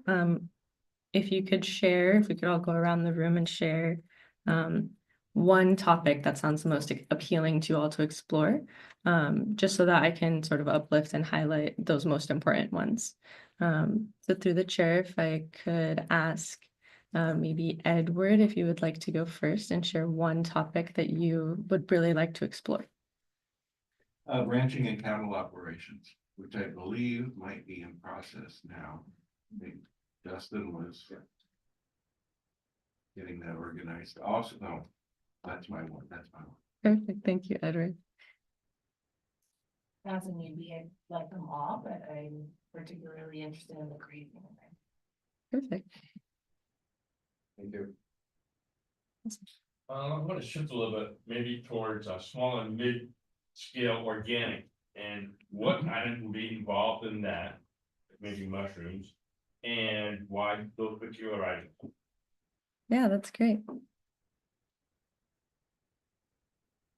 I'm also interested in grazing and ranching, but with a lens of the history of that industry in this space and where we are now and where we're going in the future. Great, thank you. So I attended the Spina Farms tour. I'm not quite sure where it falls in that category of what you listed, but I really liked it because they did have flowers, food, and fun facilities. So that would be my, yeah, my vote. Yeah, potentially like an agritourism tour to learn more about that in the county. Perfect, thank you. So I didn't see, it's an and more, so I have an and more one, but I like the idea of the small and mid-sized learnings. Indoor is super interesting, and then maybe connecting how the communities can support their local farms, like what does that relationship look like? Because going and visiting is cool, but I don't know if I'd understand like what is a regular person supposed to get out of that, so I guess that would be my third thing. Yeah. One for a year, one, maybe two in a year. And then like 4 hours, I feel like would be very, Feasible. that's about it. Yeah, Yeah. four is a lot. Yeah, thank you for your comments. On a unique scale, that's only because I run a community garden for the city of San Jose and we have 22 of them. Yep. All organic. Mm-hmm. The large portion of the property, well, not even owners, renters, whatever, all live in condos and things without any land around them. So the community gardens offer a program whereby somebody can, in essence, become a small farmer. Mm-hmm. And most people don't even know they exist, don't know how to get started, don't know the difficulties involved, everything else. And my garden, for example, also has bees, and I put bees in other gardens in the city. So on a really smaller scale, that might be something where people might want to go tour and learn more about what they could actually have part of. Yeah, so what agriculture might look like in a very urban environment, Yes. right? Mhm. Perfect. Thank you. Yeah, I don't have a strong preference because like everything you named sounds amazing. So I will definitely attend 2 or more and make myself available whenever they happen. The thing that, if it's possible to add on to the tour, is I would like to see these examples of single family houses on agricultural parcels. Like maybe if we get like on the way there, if we can drive by a couple and like maybe see an example of one that we're happy about that was well done, and then one that's like a disaster. Yeah, I feel like it's not the last time we're gonna talk about that topic. And if I have something concrete that I can visualize, it help me be more useful. Yeah, so as an opportunity to build context for the agricultural mitigation as well. Yeah, and then Erin. That might be a good conversation with Williamson Act. Mm-hmm. In terms of tax policies to go ahead and encourage agriculture, which that one might be something, you can see that. And there's some properties that are taking advantage of that, wineries and such and whatnot. Mm-hmm. I think nursery should be included in there. Perfect, yeah. Kalahara, Devil Mountain is two Mm-hmm. that come up. The nursery stock trade is pretty big in Santa Clara County. Yeah. It pretty much tops the list there for a lot. Mushrooms are kind of getting pegged down with the closure of a lot of mushroom companies and whatnot. I think that, maybe one tour for ranching, branding would be of interest to a lot of people. Seeing the branding going on, and that's pretty historical in its application and how that works. Cabin, the cow calf operations, and then the growers. I always think that, seeing the harvest and how it comes about is pretty amazing. Just the organization of it and how much produce you actually move. You move millions of pounds of a certain product, and then how you get it to a cooler and how you get it distributed. And you might have stuff going to Japan. A lot of the cherry guys ship their contracts, and there's a lot of product that goes across the state. So when you start thinking about what these growers produce and the volume of it, it's amazing. It really is incredible. And not to take away from the smaller folks, there are those out there. There's someone who's doing ag tourism right now called the Nest Box, and she's doing eggs, and she has a little spot where she's trying to do some agritourism to come out and stay, and she's running into difficulties with the county. And so that's kind of plays into that, you know, how do you make this ag tourism? How do you bring this kind of business model to a family lifestyle model as well? Perfect. Thank you, Erin. And thank you all for your comments, especially around what you would hope to see on the tour. That's very helpful for us to help sort of shape it, and hearing that you would want to hear what potential solutions might be for community members, for citizens, and for people at large to support agriculture as well. So that's really helpful. Thank you all. We have another question, or just a plea. If there can just be consideration for even one tour to be in the evening Yeah. or on a weekend for those of us that can't step away from work, but really don't want to miss out on at least one of these, Yeah. or early in the morning even, something that would be really appreciated. Yeah, perfect. Thank you so much for noting that. Do we take public comments on this comment as well? Are there any public comments? No. Thank you.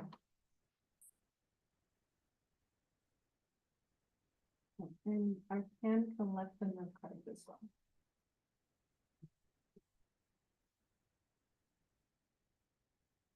Okay, so now we're on to item 4 of our agenda. Review, discuss, and provide feedback to staff on exploration of June 2026 funding measures. And we will hear from our general manager. Thank you. Thank you, Madam Chair. Good evening, CAC members. My goal tonight is to bring the entire CAC up to speed, as we did with the board at their February meeting, about the feasibility work that we're doing to explore a June 2026 funding measure. Much of what I'm going to be talking about tonight is in your packet, but I would just encourage you, when you get more of a chance, let it percolate, take it in.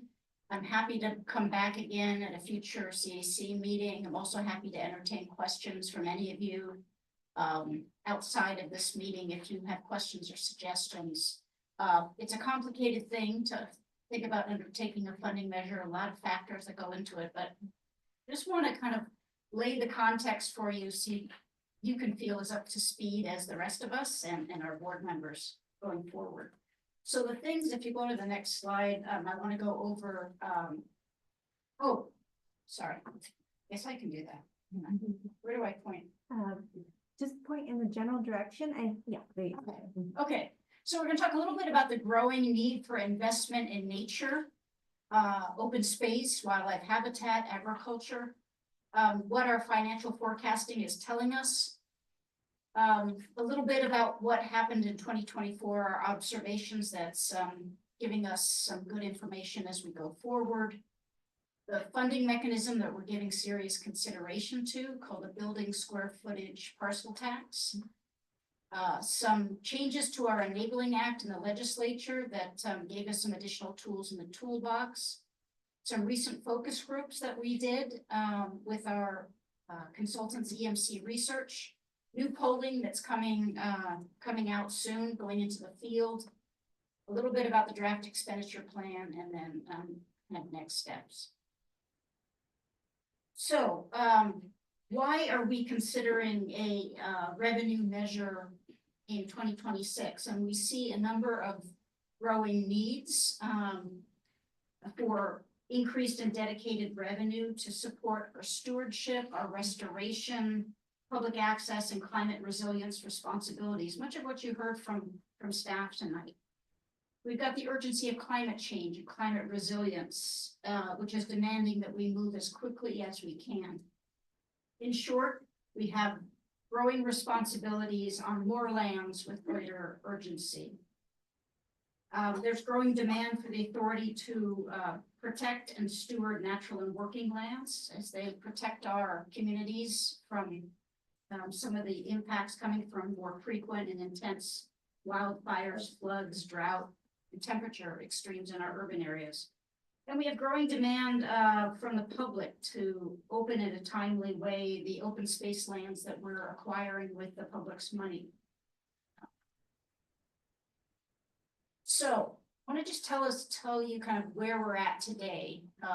That star in the middle of the graph was the 2014 Measure Q. That was the first time we put an actual measure before the voters to bring in open space revenue through parcel tax. And then you can see where we are today in roughly 2023, 2024. So what this graph is showing you is from 1995 to basically 2023, the trajectory of open space protection by the Open Space Authority in our county, and then what that's doing in terms of the acreage we're responsible for. So in 2014, where the star is, we were at about 16,000 acres when Measure Q was passed by 67% of the voters. Today, that acreage has almost doubled to 30,000 acres in one of the most expensive real estate markets in the country. Where we can see that on the ground at work, here we are in 2014. This is the Coyote Valley, one of our most important open space investments and projects. And you can see in that my upper right-hand corner, the Coyote Valley Open Space Preserve. So in 2014, 2015, we opened that to the public, 348 acres of very important open space in one of the most undeveloped last chance valley floors in the San Francisco Bay Area. Let's flash forward to 2024, 2025. This is what it looks like today. So we went from 348 acres to now almost 2,000 acres of protected open space. And what you heard from staff tonight about the threat of single family development and some of the changes that are happening, the more we can protect this landscape and connect it up, the more we can push those threats out to the extremes of this landscape, because this landscape won't do for it what we need it to do if it's fragmented up over time. So this took us 10 years, 2014 to 2024. We spent $120 million of conservation investment from the state, from the Open Space Authority, from the Peninsula Open Space Trust, and from private foundations. And so there is much work to be done and much funding needed to do that work, to restore this landscape for the vision, for wildlife, for water, for climate resilience, for agriculture. Okay, so this graph is just showing you that over time, from 2024, looking out 15 years. So that green line going across kind of roughly the bottom, that is our funding source. That's Measure Q, now called Measure T, because it was extended indefinitely by the voters in 2020.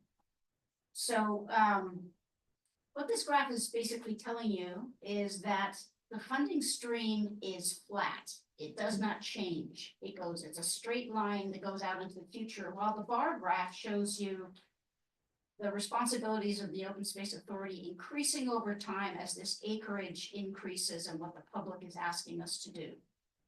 And that yellow line that starts up at the top and kind of starts to go down, that's where we have to resort to relying on our reserves, our operational reserves that we set aside some years ago, kind of a rainy day fund. But you start to see where those lines start to cross. And so it's really important to start to think about some more dedicated funding streams for the Open Space Authority. We have two sources of revenue that combine to bring in about $12 million a year. That's that green straight line. There's no built-in mechanism for that to increase in time, no COLA, no increase every 5 years, it just remains flat. So basically what you're seeing is a revenue stream that hasn't changed in 10 years while the acreage has more than doubled and will keep increasing over time. Since 1993, when we were formed, we have been a very efficient and transparent agency with the public's money. We have been what you call a pay-as-you-go agency. Unlike a lot of government agencies, we have no debt. We've never borrowed. What we bring in, we use for all the important mission work that we do. But we've been able to accomplish what we've done so much, especially over the last 10 years, because we effectively leverage our money. So every dollar that we bring of local taxes, we've been able to bring in another $3, sometimes even $4 from state, local foundation sources. So that 3-to-1 match, 4-to-1 match has really been what's fueled our success over time. The problem is, with those funding sources, they are all for capital projects, buying land, building fencing and trails, building a staging area for the public. Those lands that those funds that you bring in from state grant funds that the California voters approve, for instance, they can only be used for capital projects. Meanwhile, the ongoing maintenance, operation, and stewardship of these lands is relegated to using the existing voter-approved funds, which is that flat green line. We have been doing everything in our power to push out when those lines cross. We've taken a very prudent approach to budgeting and spending. Our current fiscal year is 18% lower than in 23-24, and 24% lower than 22-23. And how we've achieved that is we've deferred some of our expenditures, especially the larger capital projects, so we can bring in more funding. And we've focused our staff on working on those projects where we have significant grant funds in hand. So we need additional revenue in the coming years beyond our current base revenues to be able to steward our lands and waters, and also increase the pace and scale of restoration and enhancement to provide that climate benefit and climate resilience for our community. So just very quickly, takeaways, observations from the past year in 2024. We contemplated going to the ballot in November 2024, and we decided not to for a number of reasons. One, there were some very large measures that were on the ballot. There was the potential for a lower voter threshold of 55%, which didn't end up happening.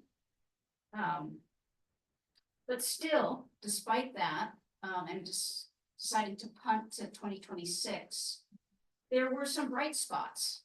Proposition 4, known as the climate bond, a $10 billion climate bond, many of you are familiar with, passed in California with almost 60% of the vote.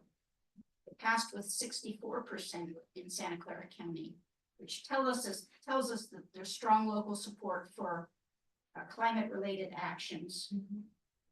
And some recent polling done by joint venture Silicon Valley showed that the public sentiment of the questions usually asked of them, are we going in the right direction or the wrong direction?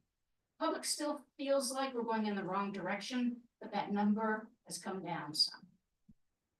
And we're seeing greater understanding by the public of the importance of protecting communities for the benefits that nature provides: wildfire, flood, drought, and extreme heat. So, working with our financial experts, we are looking at 3 levels of funding, and we're going to be testing this in polling. 1.5 cents, 2 cents, and 2.5 cents per developed square foot over time. And so that bottom gray line is our existing funding. The blue line is 1.5 cents, the green line 2 cents, and then the top line 2.5 cents. So you can already see the difference between our existing revenue and what these other sources of funds would bring in over this forecast time period of 15 years. We call this a progressive tax because unlike our current tax, which is a flat parcel tax, everybody pays the same. Whether you're a multi-billion-dollar corporation or you live in a 1,000 square foot home, you pay the same amount under a flat parcel tax. Under this more progressive tax, the larger your footprint of square footage, the more you pay. But the average homeowner would pay significantly less than a corporation with a large footprint. So we've calculated this. There are almost 334,000 parcels within our jurisdiction. And we've calculated the building square footage on those parcels at these different levels. And though we haven't made a final decision, I would say that the 2 to 2.5 cents is more closely aligned with what our needs are over the next 15 years. So I said a minute ago, we've been a pay-as-you-go agency. We've never borrowed. But this line shows you as our estimated costs increase over time, we've got this nice cushion up front. That white space allows us to front load land acquisition, opening lands to the public, and expanding on our programs that are in high demand by the public. We've got a nice window up front. We can borrow against that revenue if we want to and pay it back over time. So this is kind of the benefit of going back to the voters. This is assuming a 2 cent per building square foot. A couple other things that we're looking at in the actual measure itself. We got approval from the legislature in 2024 to be able to offer exemptions. So we're looking at a low-income senior exemption if we were to go forward with the measure. Going forward with the measure would allow us to do more conservation in the Diablo Range to the east of Coyote Ridge. And it's also given us another tool in the toolbox called a community facility district in the future if we decide to use that. Okay, we hired EMC Research. We went out to a couple of voter focus groups. This was in February. This is not statistically significant, but we had 2 groups who were asked questions. And the top of mind issue for most of these folks that we assembled were housing affordability, cost of living are their major concerns. Open space preservation and the environment is not the top of mind concern.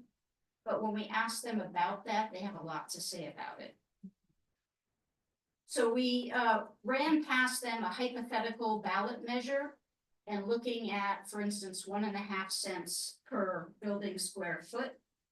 And basically, what they told us were their top priorities under an open space measure, like you just saw, are protecting our drinking water quality, reducing wildfire, and preserving open space for future generations. And some people also safeguarding wildlife habitat. There's more education to be done for the public to understand the relationship of nature and natural lands to climate change. People just don't necessarily get that connection. And so there's a lot more to be done there. And even though what we showed them was an expenditure plan, how monies are spent, there's a lot that goes into a measure that goes before voters. Because when you go into the voting booth or you vote by mail, you vote on a lot of things. You vote on how long does this measure last? What's the amount of the tax and how much would I be paying? Oh, is there an exemption for seniors or low-income people? Those kinds of things. Those things are not typically in the expenditure plan itself. So as we do the polling and we lean closer to the exact type of measure that we would be putting before voters, we'll need to get that information out there. I mentioned a second ago, we're going to be doing a statistically valid voter survey at the end of March, beginning of April. And we'll be coming back to the CAC to give you the results of that polling, which will tell us a lot about the type of measure, its feasibility moving forward, and so on. In your packet, there's a draft of the expenditure plan itself. And basically, we have these 6 program areas. These are not ranked in any kind of prioritization or any order, but This follows very closely to what we are doing in Measure T. It continues a lot of our existing successful conservation programs. And it prioritizes 11 specific projects and programs in specific geographic areas in the county where we will be proposing to spend money. It will continue our urban grants program, which has been extremely popular. And it will prioritize clean, safe water, managing vegetation for wildfire threat, and making sure that our population has equal access to open space going forward. So I'm going to wrap up here. And again, this is there's a lot here, a lot to kind of take in. I'm happy to talk to any of you at a future CAC meeting or offline. But we're going to be getting public input and feedback regarding this draft plan through a variety of ways.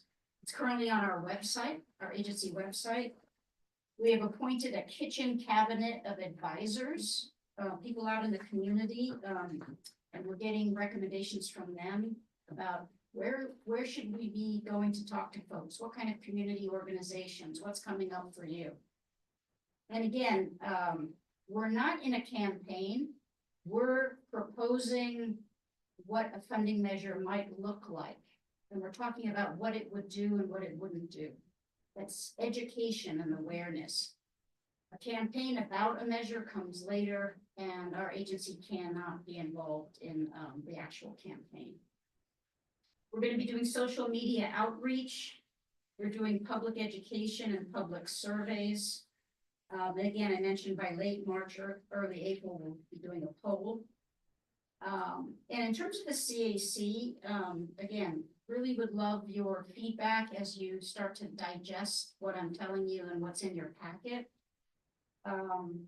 We would really appreciate any CAC recommendations about connecting with community groups, NGOs, leaders in your community. More than happy to go out and talk to folks. We are working on some additional collateral pieces, and the collateral piece that's in front of you tonight is hot off the press. I'm really excited about it. It actually stands up in a really nice way. We're going to be taking that out to the community, taking it to libraries, leave behind when we go to talk to elected officials and the business community. We're happy to get you more of those for you to use as you're out in the community.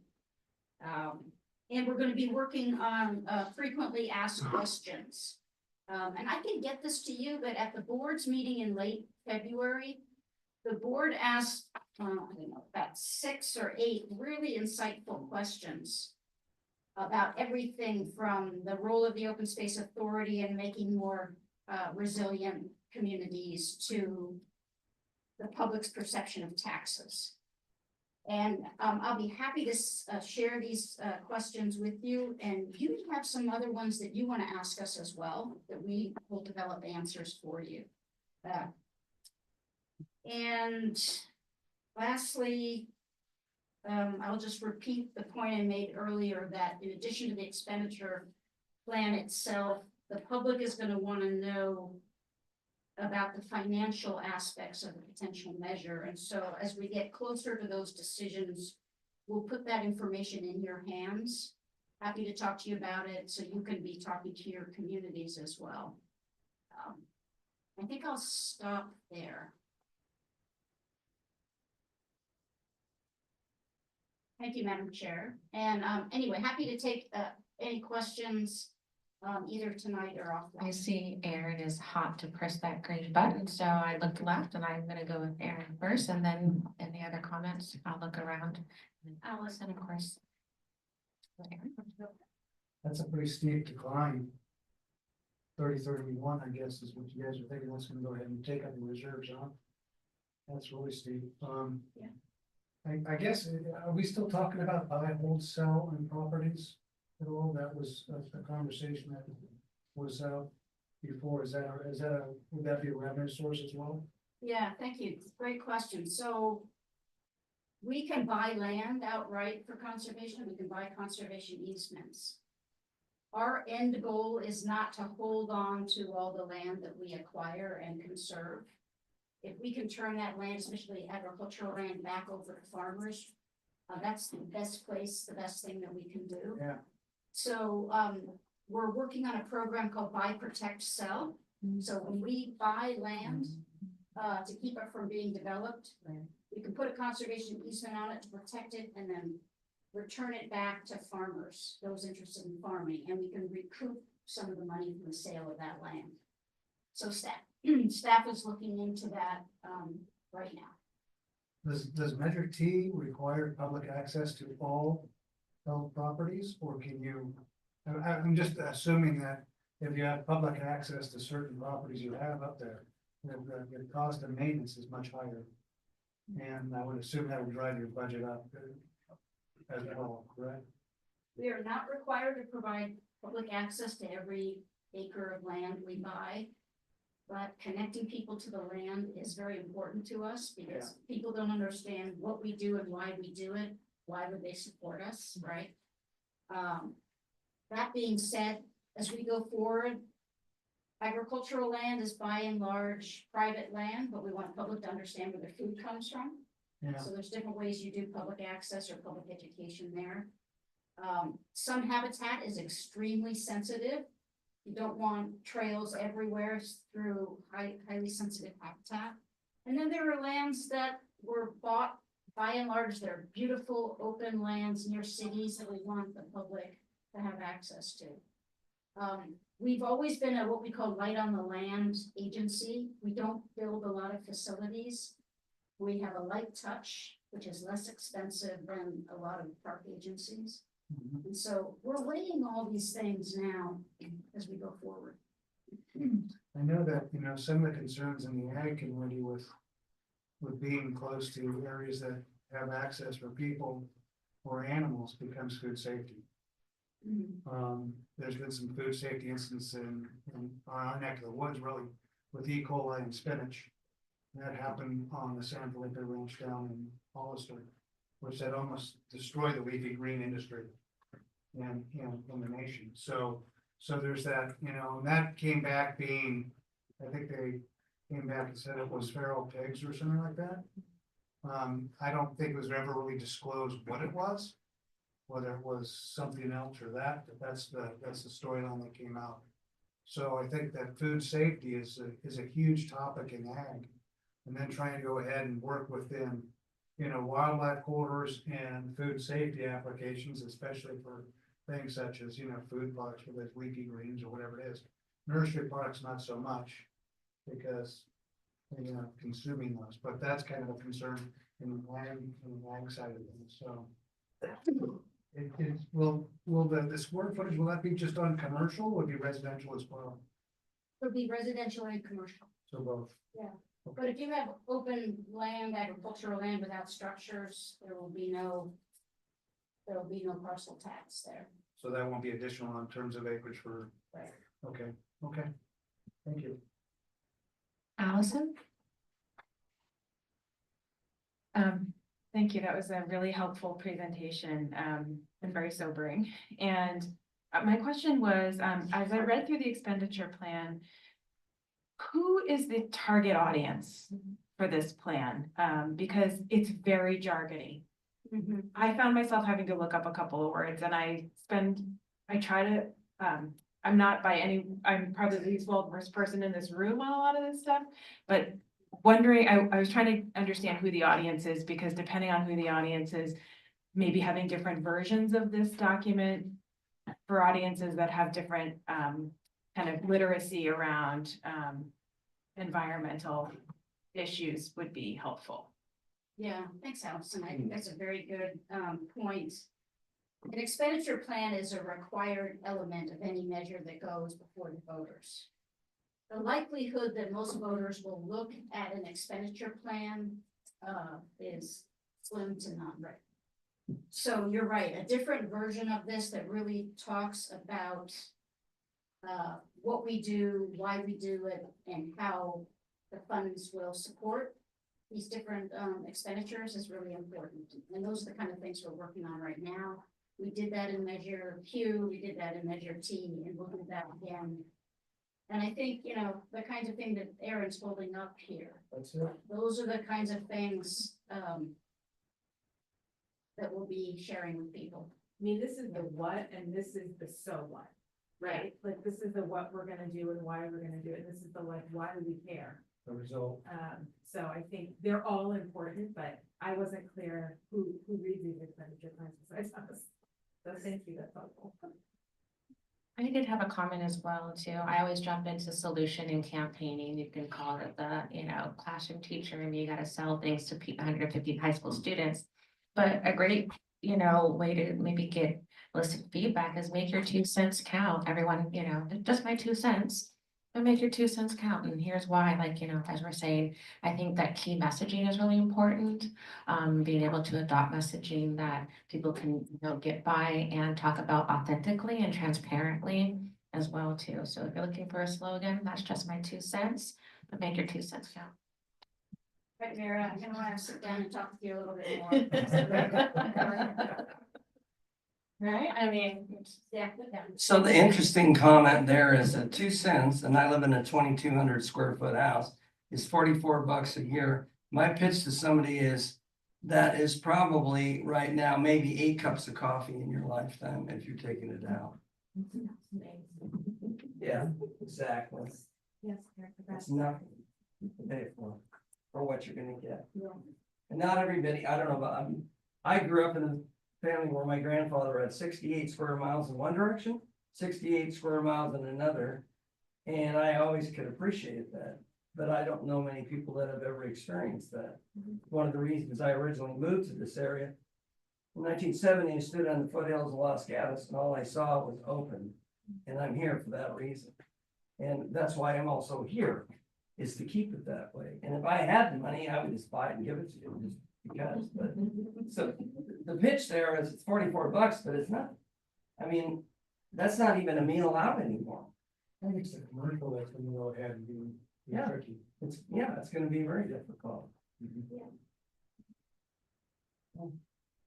But that might take some people that are concerned to go out and that's the end of my comment. Thanks, Paul. I did have a comment here from Joe as well. Yeah. Well, with this brochure here, it looks wonderful, and I'm thinking, okay, I am at an outreach event. And they ask me, what can I do? And I say, well, you can do this, but then after they look at this, what can I come back to them with? They're gonna understand this, what's they're the gonna ask? say, what else can I do? How can I do that? Well, I think that's our next step in the outreach to get this ready for you to have those conversations, but to drive people to our website.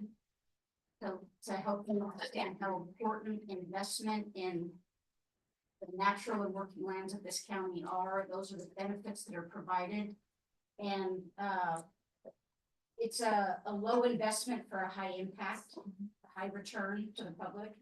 And so making sure people understand that this is gonna be really important going forward. We actually have had some advisors saying to us to potentially counter an opinion like, have you looked around lately and seen what's happening across the country right now? We know from polling that there's tax sensitivity, tax weariness. It's going to be increasingly important here at the local level, the regional level, to work together to protect where our food comes from, protect our clean water, our clean air, to have healthy places for our communities, to have an urban grants program that can connect people to nature where they live. We're not gonna get that from the federal government. If we got it before, we're not gonna get it. So for those 4 cups of coffee, or maybe 2 packages of eggs. Right now. That's what we're gonna continue to do for this county. And the citizens came together 30 years ago because they spoke up for this county. They wanted to protect our natural and our working lands. And so we have a lot of successes and much to be proud of. We want to continue to do that for the public, so. But thank you for bringing that up. I think that that's a really, really important thing that we sometimes don't think about enough, is when people say they want to do something to help, what can you tell them they should be doing?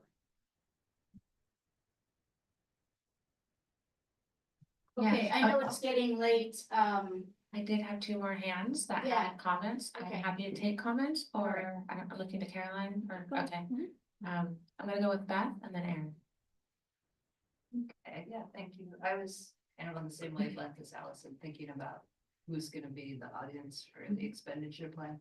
And one thing I noticed that just seemed kind of incongruent is towards the beginning, we talked about how the difficulty is getting money for OpEx, right? Because you have the matching funds that are giving CapEx input. But then when I got to the end and I'm reading through the 11 projects, they look pretty CapEx heavy. It's like building trails, opening a new preserve. So it just sounded a little off, I guess. So reconcile those capital projects where the money that's more needed is gonna be on the operations, maintenance, stewardship Yeah, I side. got the impression Yeah. like you need people to clean bathrooms and things like that. That's really the big need, but then when I looked at what are we gonna do, I'm getting a new park, which I'm like, yes. I'm a preserve. But yeah, I want it to be received as positively as possibly can, so that's why I'm looking for like anything that doesn't resonate in that sense. Yeah, there was one other probably very small thing in there, but it said the number of visitors to the preserves, it's like 300,000. Mhm. And like, I honestly didn't believe it. I was trying to do math and figure out like then like, why do the parking lots look different? Like when I go hiking, there's only like 10 cars on the weekend and not too many during the weekend. I'm trying to figure out how do you get to 300,000? And I was wondering if the number is even right. If it is, then that's awesome. Yeah. But yeah, I wondered if maybe that was including like web visits or something. Is there really that many people that, that's amazing. Then I think I'm happy that it's real. I think you could do a lot with that number. You could probably compare it to something like, I don't know how many visitors to the San Jose Airport Service or how many people go to the libraries. Like, I bet there's some like really like well-known metric that you guys could compare to and be like, we do more than that. You know? It's It's the amazing. size of Rhode Island. Okay, that's great. That's a good one. I'm ready. That's Rhode Island is always the metric, right? Yeah. I just wanted to raise a real quick thing, and something we've always talked about is ecosystem benefits. Mhm. And I think it's a broad, term that kind of encompasses everything.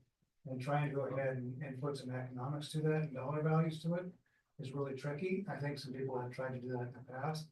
And there's some estimates on that, so, but ecosystem benefits kind of encapsulates the whole ball of wax. One final comment from Lisa. Yes, thank you so much.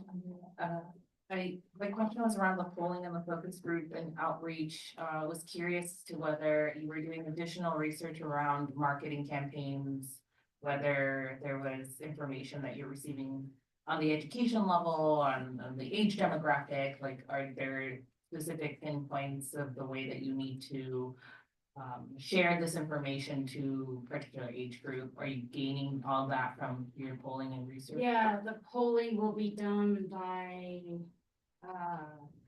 age brackets, Okay. gender, location, education, income. So we get a pretty comprehensive picture of who's answering the questions. That can help us then be more intentional about the messaging and the educational awareness. Yeah. And even with the like additional understanding of what it is to even have a measure, what it is to even. What is open space? Like, is it as basic as that, or, you know, because I could see individuals in our community have no clue. As to what they're planning to vote for and would need a little bit more assistance in gaining that knowledge. Yeah.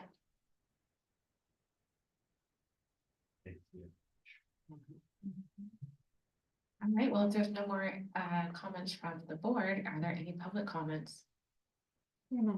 No, this is very exciting and we look forward to hearing more about this topic as it continues to progress. Okay, so now we're gonna move on to our final thing on the agenda, number 5. Here we go. And I'm waiting for it to pop up so I can read exactly what it is. Okay, here we go. Our work plan for the CAC. So this is, what are we doing this year, everyone? Next 2 years. All right, there we go. Good evening, everybody. Lee Rauscher, Assistant General Manager. I know this has been a very action-packed, very lively bunch of discussions this evening. I timed myself earlier. I was just under 7 minutes. So if that gives you an idea of how long this presentation will run.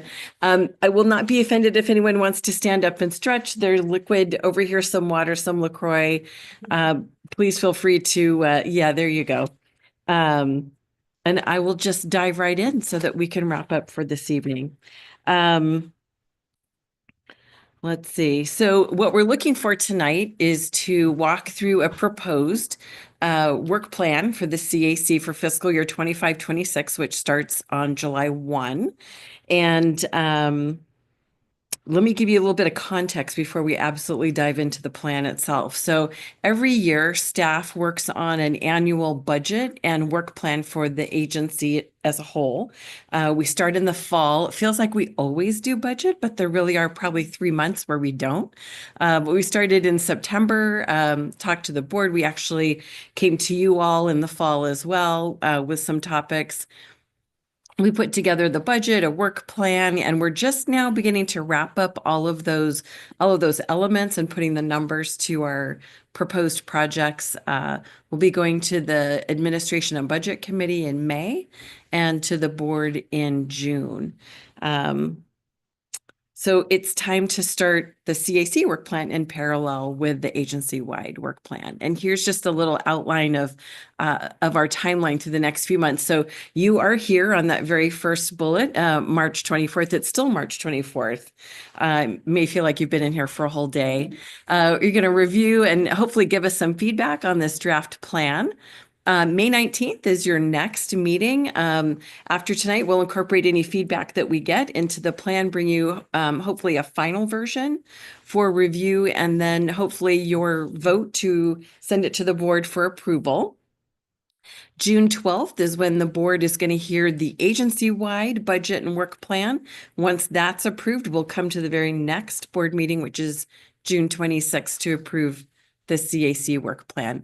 And then your very next CAC meeting with a brand new work plan would be July 28th, and we'll kick it right off. All right, so I'm hoping that what you've been hearing tonight is inspirational. There's been a lot of dialogue, a lot of great comments and questions. A little further inspiration. Here's an excerpt of the CAC's purpose. You are our Uber volunteers. What you do for this agency is incredibly important and cannot be replaced. So your participation in helping us meet the agency's goals is just, there's just no other avenue for it. That what you bring is very unique. You're multipliers of the staff here. And we're really excited to work with you in this upcoming year on a new work plan.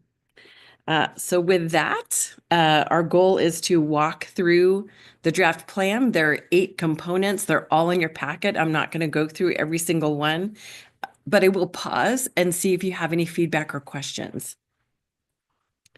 All right. And hopefully this is all easy on the eyes. Lots of pictures, very few words to make it easy to wrap up. So the first goal of the proposed plan is similar to last year. As you've heard tonight through the earlier presentations, there are unique and time-sensitive opportunities for the CAC to participate in the upcoming year. We think this goal to acquire and communicate knowledge of the agency's history, initiatives, and opportunities in interactions with the public and bring that public input back to us is super important. So this goal is designed to set you all up for success, to give you a good foundation, to help you get comfortable with that information. Show of hands, has anyone been to an interpretive host training? Excellent. And then how about the new volunteer orientation?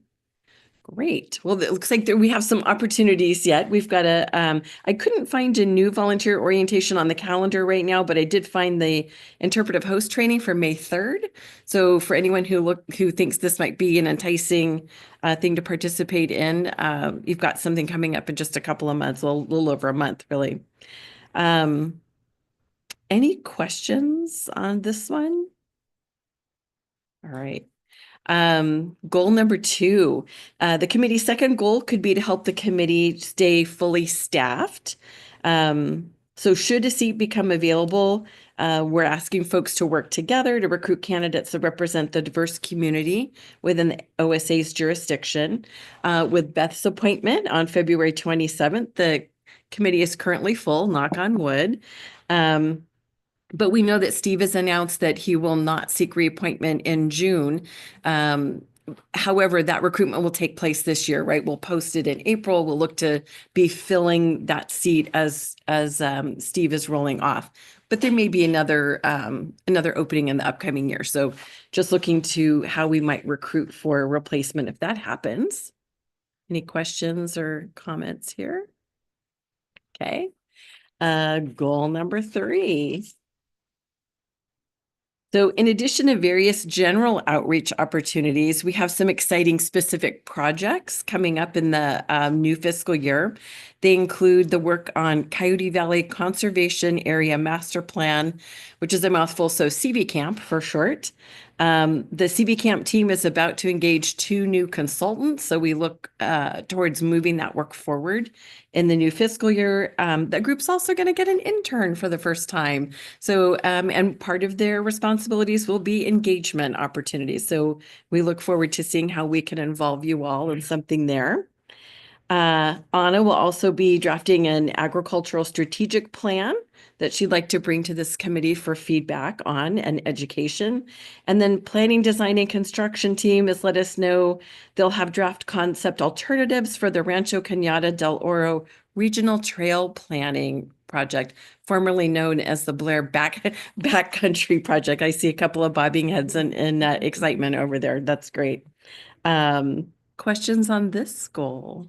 Is the intern that you mentioned, the one that'll be working with Nick doing planning TV camp? Yeah. Okay. Yeah, long range planning is the name of the department, and their main project is CV Camp, although they do other things. And he and Jen Peth will host an intern. Okay, thanks. Yeah, you're welcome.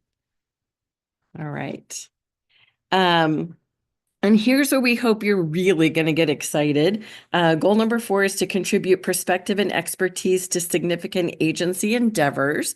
And that could be fulfilled by participating in joint board CAC meetings and tours like the Ag Tours that Anna was presenting earlier this evening, suggesting ideas, creating content for a communications team to be shared through various digital platforms. And the really big one, of course, as Andrea just laid out for us, is to provide input to staff on the exploration of a possible funding measure. So this could look like making presentations to specific community groups, connecting staff to business, the business community, for example. And I'd like to pause here and ask if anyone has any thoughts after Andrea's presentation that they want to share as something that could go on the work plan or questions about this goal. And it may be too early, as Andrea said earlier, like let this percolate what you've heard. And then in May, we can take feedback here. But in case there was something really burning, I wanted to give you a chance to throw it out there. Okay. I just have an idea for the planned meeting. We did, maybe 2 meetings ago, you were coming to us, asking us for our top 2 or 3. Yeah. Yeah, so maybe something like that as well too, where staff is voting and kind of choosing and some forced choices as well too, or things that the agency thinks are the most important priorities, and then having us provide our feedback with that as well too. That was a fun activity. Great. I'm glad you like that. We could look for something like that for May. Thank you. All right. And then as Jackie presented earlier, we'll be looking for feedback on the urban grant program to inform future cycles. Well, we have a solicitation in mind now to roll out, sorry, can't think of any other words, here in 2025. There may still be another solicitation before the end of the fiscal year. So we've got this on the work plan just in case. And then the provide community expertise to the 20% program. As Jackie alluded earlier, these are open applications. Folks can submit them anytime. There isn't a season or an application period. So we hope to be able to bring some 20% applications to this group as well. All right. And we really value you all and your professional development. Staff is requesting $4,000 for a professional development budget for the CAC members in the upcoming budget. We have some ideas in the work plan there in your packet. But if there's a training that you'd like to take that you think would strengthen your contribution to the CAC and to the agency, typically those go through the chair, and then the chair will let us know who can go ahead and take the training. We help facilitate your enrollment. The agency will pay directly, get you registered, and help you take care of some of those details. Okay. And last but not least, I think I'm beating my 7 minutes from earlier. That was my question that made it fun. Thank you, Blaine. And the final goal is just strengthening and clarify governance to improve CAC operations. An opportunity every year to say, is everything running as smoothly as it can be? The CAC handbook is actually a board approved set of policies. So if it's something in the handbook, we have to also bring it to the board for approval. But as you saw last year, as we found out, the meeting times are not part of the policy, was something this committee could resolve on its own. So as you go through the year, if there are ideas, again, just to make meetings easier or contributions easier, we're happy to help you figure out what the right path is to resolve those.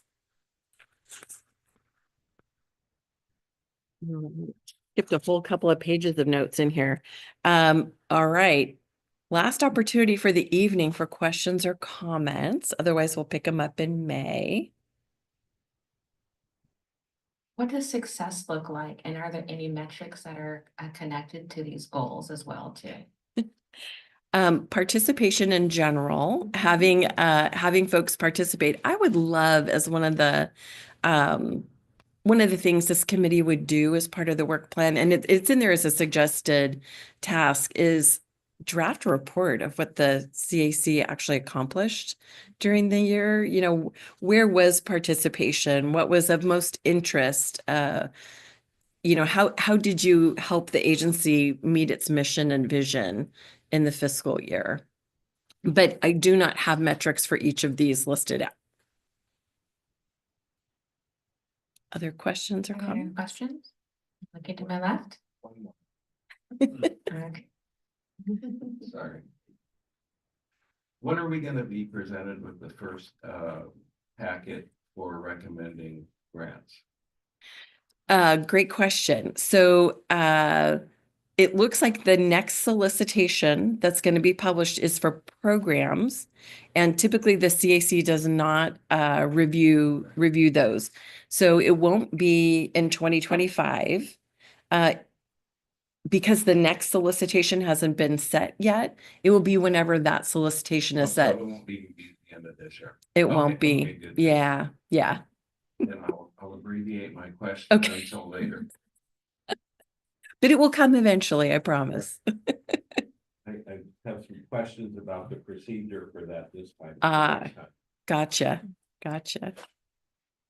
Madam Chair, just have a question for Lee. So is there still an opportunity for the CAC to deliberate a little bit at the May meeting before this is finalized, or? Absolutely. Okay. Traditionally, what we've done is we bring back kind of the shell. And we look for feedback on each of the components, or any of the components folks want to offer feedback. We can incorporate that into the the recommendation that you'll vote on to bring towards to the board. And as I said, we'll bring that to the board in June. But we'll go to the board before you meet again. So ideally, we get it finalized in May.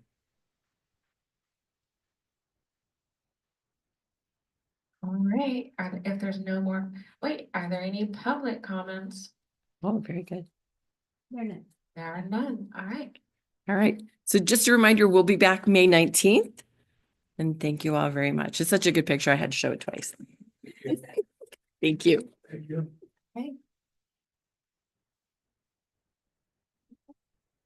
All right, so we made it through our 5 things on the agenda, everyone. We're almost there. I can feel you looking at me. Okay, so now I believe I move on to the same part for the informational reports. What I do have to report out is that our board liaison, Director Sutherland, was unable to attend, and Director Gill is out sick tonight. So I am assuming, and I'll look to Caroline here, we were not going to be receiving an informational report about the board meeting unless I'm looking to the GM or Leah to lead that. We can wrap it up in there. Well, I can just add, at our last meeting, the board received the expenditure plan, the draft expenditure plan, as an item. They received the presentation from Anna regarding the board agricultural tours. They were asked the same thing about their how they would like to the frequency of tours.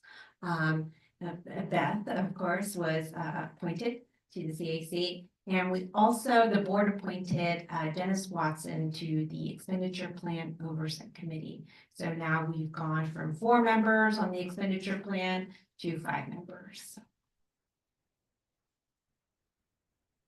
Thank you for that. We also have the general manager report and staff report. I'll make this very quick, Madam Chair.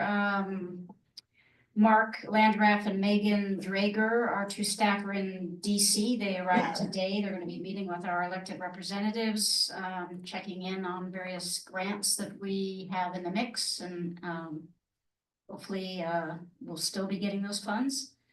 As of Friday, the ongoing conversations with PG&E and LS Power about co-locating together rather than developing on conservation lands has progressed. And we'll keep you posted on that, but it's looking very promising that co-location will happen between those 2 energy companies. And we won't have to worry about loss of wildlife connectivity in Coyote Valley. And you want to mention Thanks, Andrea. As many of you are probably aware, Director Flaher from District 2 passed away at the end of February. And that means we do have an unanticipated vacancy on the board. So this Thursday, when the board meets, they will decide how they want to move forward in filling that seat. They have 2 options. They can vote to go out for election, which is quite expensive, and then they could vote to appoint someone to the seat.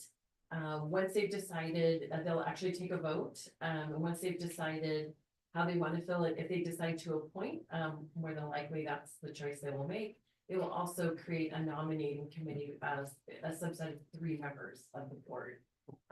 We will post that vacancy the very next day and start accepting applications. The dates will all be on those materials on the notice of vacancy. There'll be an application. And then they will be seating someone, assuming they don't go out for election, they will be seating someone at the April meeting. I'm getting my months confused. So seating someone at the April meeting. Yeah, there's certain regulations that we have to abide by, and you've got to, if you choose to appoint, you've got to do it within 60 days of the vacancy, and so that'll put us right at our April meeting. Thank you. Thank you for that update. Now we are on committee reports.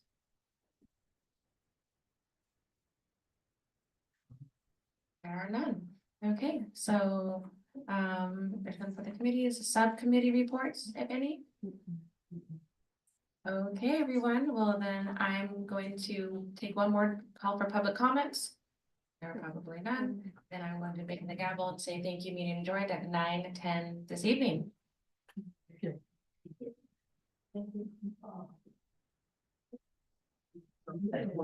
Oh.